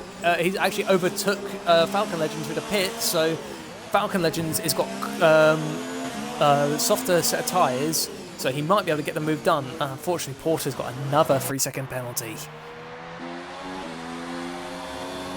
I'd say the to keep an eye out for right now is definitely Bodder and Element Snow, because this is a crucial point. If Element Snow can make the move, he can keep P4, but Bodder, if he can defend Element Snow, he can hold him off, be a 3-4 for McLaren, but it looks like Element Snow might try and make a move down into Zandvoort. No, he can't. It's all over the gearbox of that McLaren. What is going to happen here? Going up the hill into the sweet and backs off a little bit. Obviously, there's no way to make a move now. Yeah, I think he's backed off for the moment, waiting for another opportunity to strike onto Bodder, but staying close though.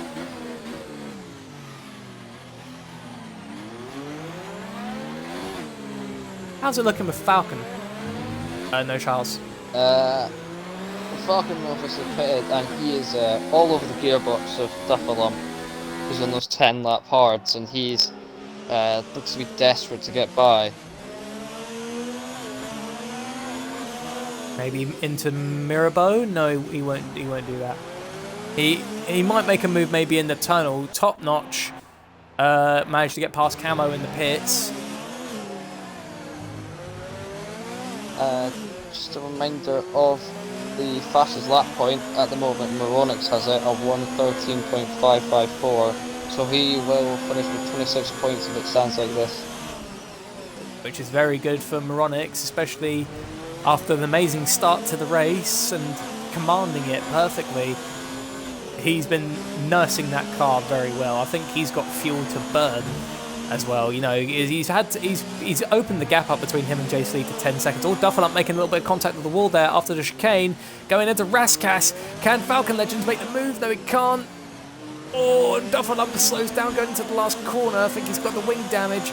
Falcon Legends is desperate to get past Toro Rosso. Can he do it going into Zandvoort? No, he can't. But it is not over yet. Falcon Legends is giving us a really good show. Can he get past that Toro Rosso? That's the big question right now. Yeah, and the trainer Butter and Element Snow are coming up to Camo, who's a black marker, so this could mix things up for their battle. Oh, crashed. Yes, he crashed into the runoff down at corner name I can't remember.com. Falcon's right behind Duffalump there on the main straight. And he gets the move done. The inside line. Very nice. Right, he is. Oh, go on, sorry. He's now free to do what he wants. I'd like to apologise about my connection, everyone. It just doesn't look like it's managing as well as it normally does. It just happens with connection. You won't have amazing connection straight away. So yeah, apologies about that, but it looks like it's stabilised again. So if it does go a little bit sketchy, please understand, it just happens. Element Snow might actually get a little bit of look here on Bodder going onto the straight, because Element's actually got a good runoff into the last corner, kind of like Bodder's been doing. Can he make the move on the hill? We can only find out in another couple of corners. He's gaining. He backs off because Bodder's defending the position quite well. I think that's what Alain Prost did back in the day. I think it was Alain Prost. You know, sort of kept the line in the middle. No, that's Senna. Nope. It was Senna against Mansell in 1992, I think. He basically kept the middle, kept the racing line, and made it hard for Nigel Mansell to make the move. So yeah, Bodder's taking a little bit of like a page from Ayrton Senna. It's the McLaren blood, it's being in the McLarens. Yes. Ayrton Senna, but Ayrton Senna. Ayrton Bodder. Ayrton Bodder. Element Snow. Oh, Bodder, did he catch the wall there? Got a bad run there at the swimming pool section. Nah, he still goes on. He got a little bit of a bad run there out of the swimming pool section, which allowed Element Snow to capitalise on that and catch up.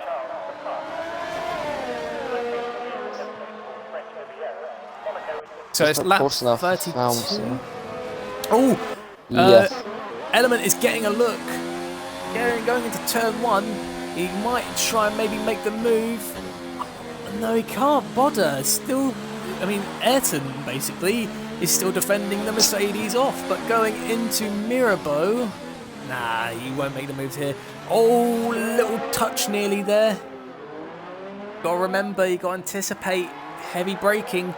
You may want to keep close to the car in front as much as you can, but anticipate heavy braking because you never know if they have to back off. Just mentioning, Cross Carry's overtaking Duffalump for 8th place. He's got a bit of a broken front wing though as Cross Carry, so I wouldn't be surprised if Duffalump gets that position back in the next few laps. Cross Carry is behind the front runner of Moronix. He's got to be careful not to harm the race of Moronix, because I know he seems faster, but obviously he cannot ruin the camo with another penalty. Helmut Snow touched the inside wall of Raskas with his back end, and he's lost about a second to Boda. So he's going to have to try and make that ground back up again. It's still fine though, you know, the night is still young.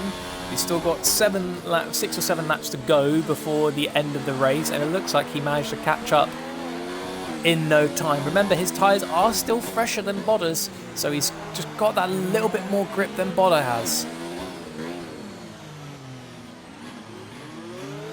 Have a little look at Cross Kerry, because Cross Kerry is all over the back of Moronix. He wants to make the move. He really wants to get past Moronix. What's going on here? And I'll keep an eye on this because, you know, I'm not sure what's happening. I mean, he's been lapped. Like, it's the wrong Williams. It's the wrong Williams to attack the race leader. You know, it should be Jace Lee. Yeah, I can imagine Moronix having his names over cars off, and he'd be like, "Wait, what?" Just be thinking, "Oh God, that's Jace Lee behind me." Wait, Kerry? Did he fall asleep?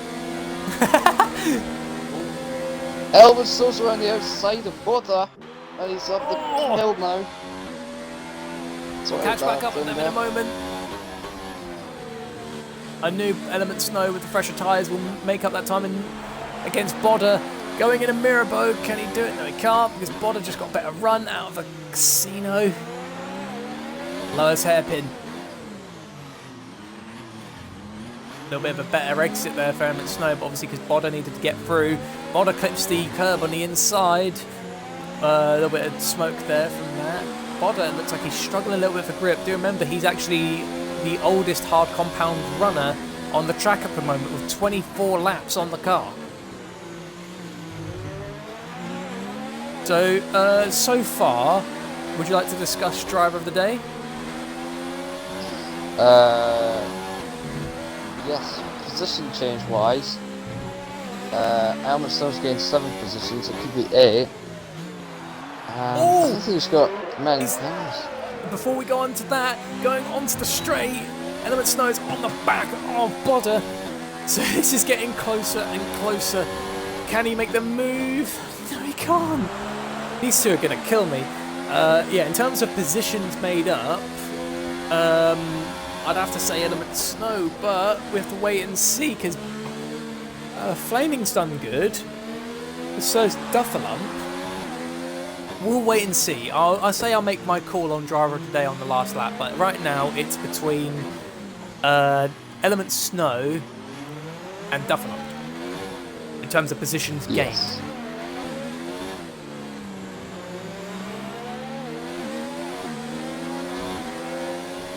So looks like all the focus. Oh, and it's still Cross Kerry trying to get past Moronix, but he almost crashed trying to get past him. You need to be careful, Cross Kerry. That is not the car you're racing.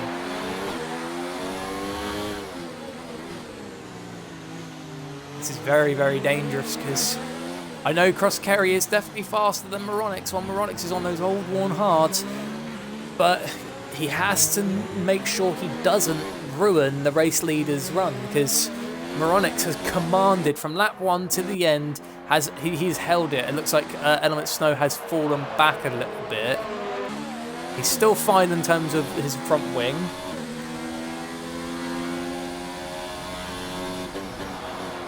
I think Element Snow might not be able to make the move. I mean, he's actually no skating.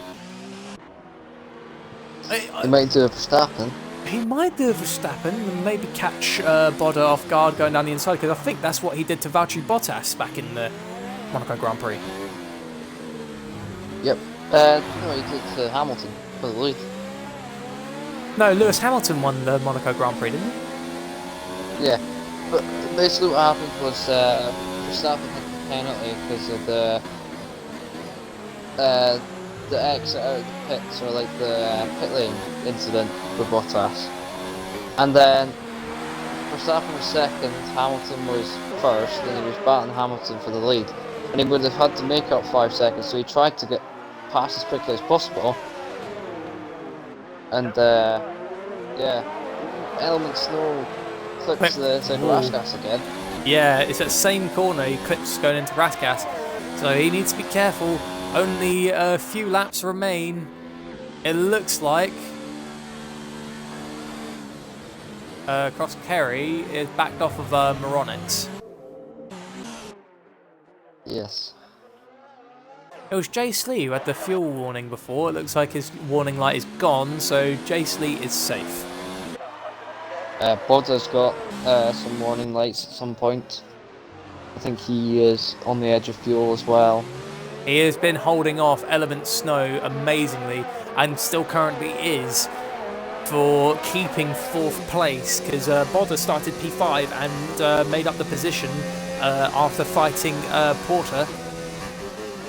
So Bodda's done really good to get to this point, but he needs to keep the pace up.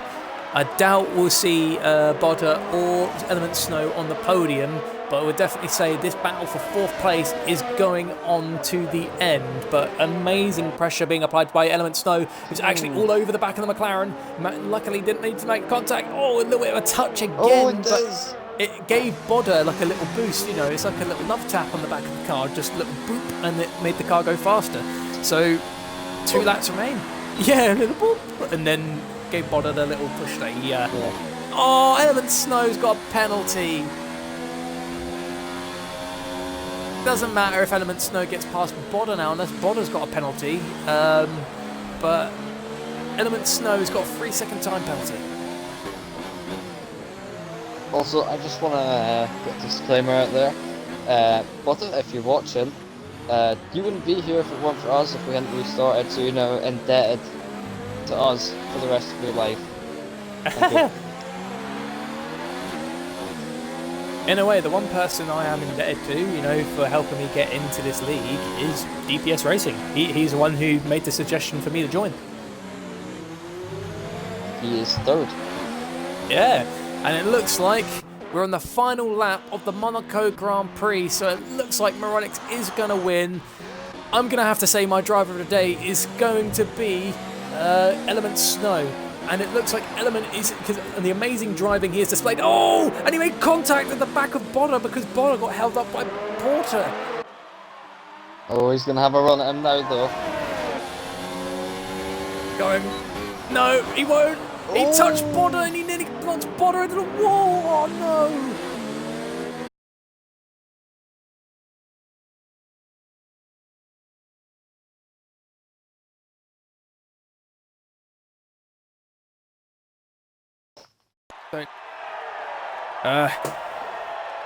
Think we're back in track.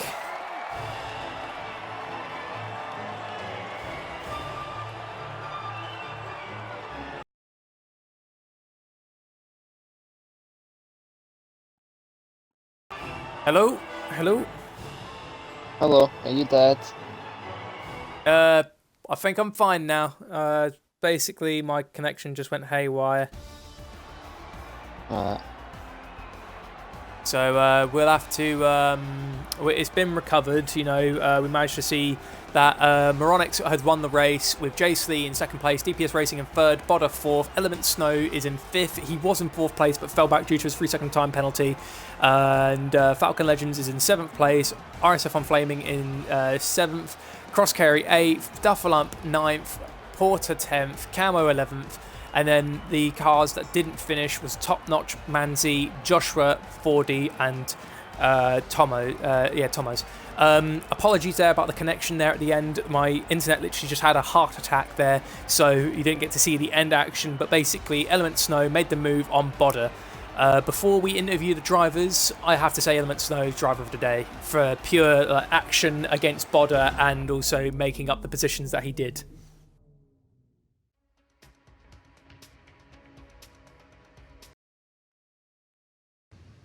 Is everyone here? Have you enabled your microphones for this chat? Yep. Indeed. No Charles, are you still there, mate? Yes. I'll interview 3rd, you interview 2nd, I'll interview 1st. Sounds good. Rightio. So, DPS Racing, congratulations, you've got P3. So obviously the restart, because Bodder couldn't get back in, he got kicked during the the wait for the grid. So you still managed to finish start in P3 and maintain that for the entire race. You seemed, even though it was a very hard push to try and catch Jace Lee and you just couldn't catch him, I bet you're still happy though over third place. I'm ecstatic with that. The restart, it didn't affect my race personally. I think Monaco and JC were by far better drivers on the day, and just to get third, I didn't think I was going to get third in the season, but I'll take it. It's been a good day, and it's been a good day for McLaren. Bodder getting fourth as well. So just to confirm, you just said this is your first podium? Yeah, this is the first time, yeah. Oh, I know the feeling of I know the feeling of when you make it onto a podium, so I can just say enjoy it. You've earned third place. So thank you. Before we go on to second place, do you feel Monaco was probably one of your strongest runs for the season? I'm not a fan of Monaco. I think I just managed to pull it off in qualifying, managed to escape what else happening behind me, and just manage my own race and focus on getting a podium. Well, congratulations. I'll pass on to No Charles, who will now interview Jace Lee in second place. So Jace Lee, second place in the race. How would you describe it in one word? If you're there. Goodness, that's pressure, isn't it? Pressure, that's the word. Yeah.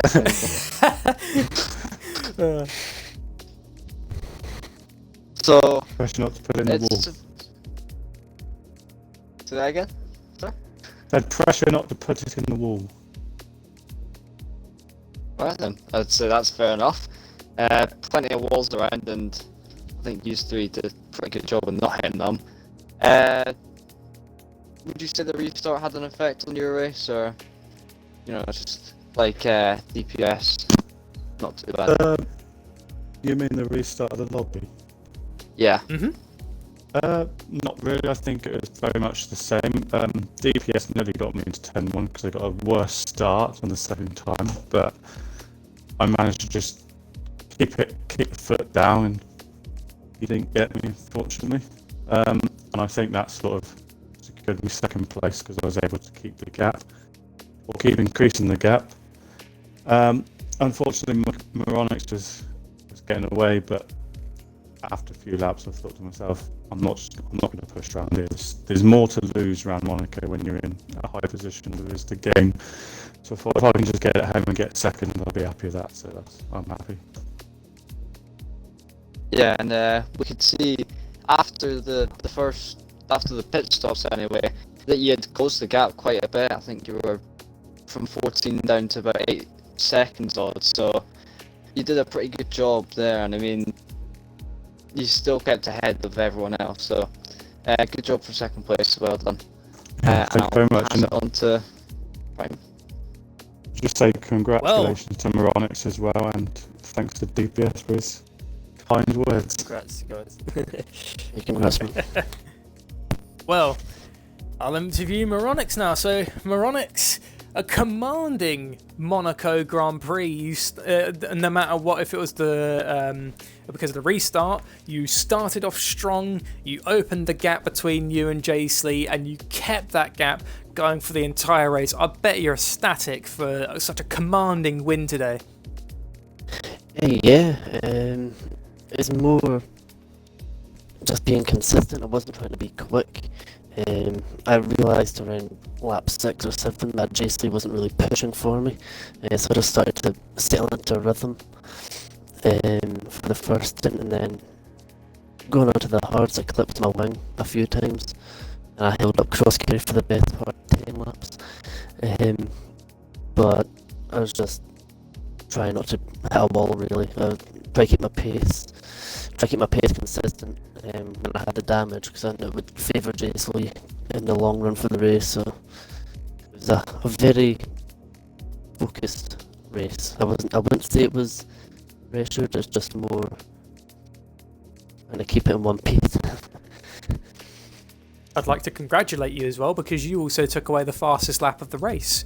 So that's an extra added point on. So you fully maximised the point yield for today. So 25 for the win and another 1 for getting the fastest lap. So that's if I was you, I'll be feeling very proud of myself right now. Because you've done the best that you can do. Again, your consistency was amazing. Your race pace was really good as well.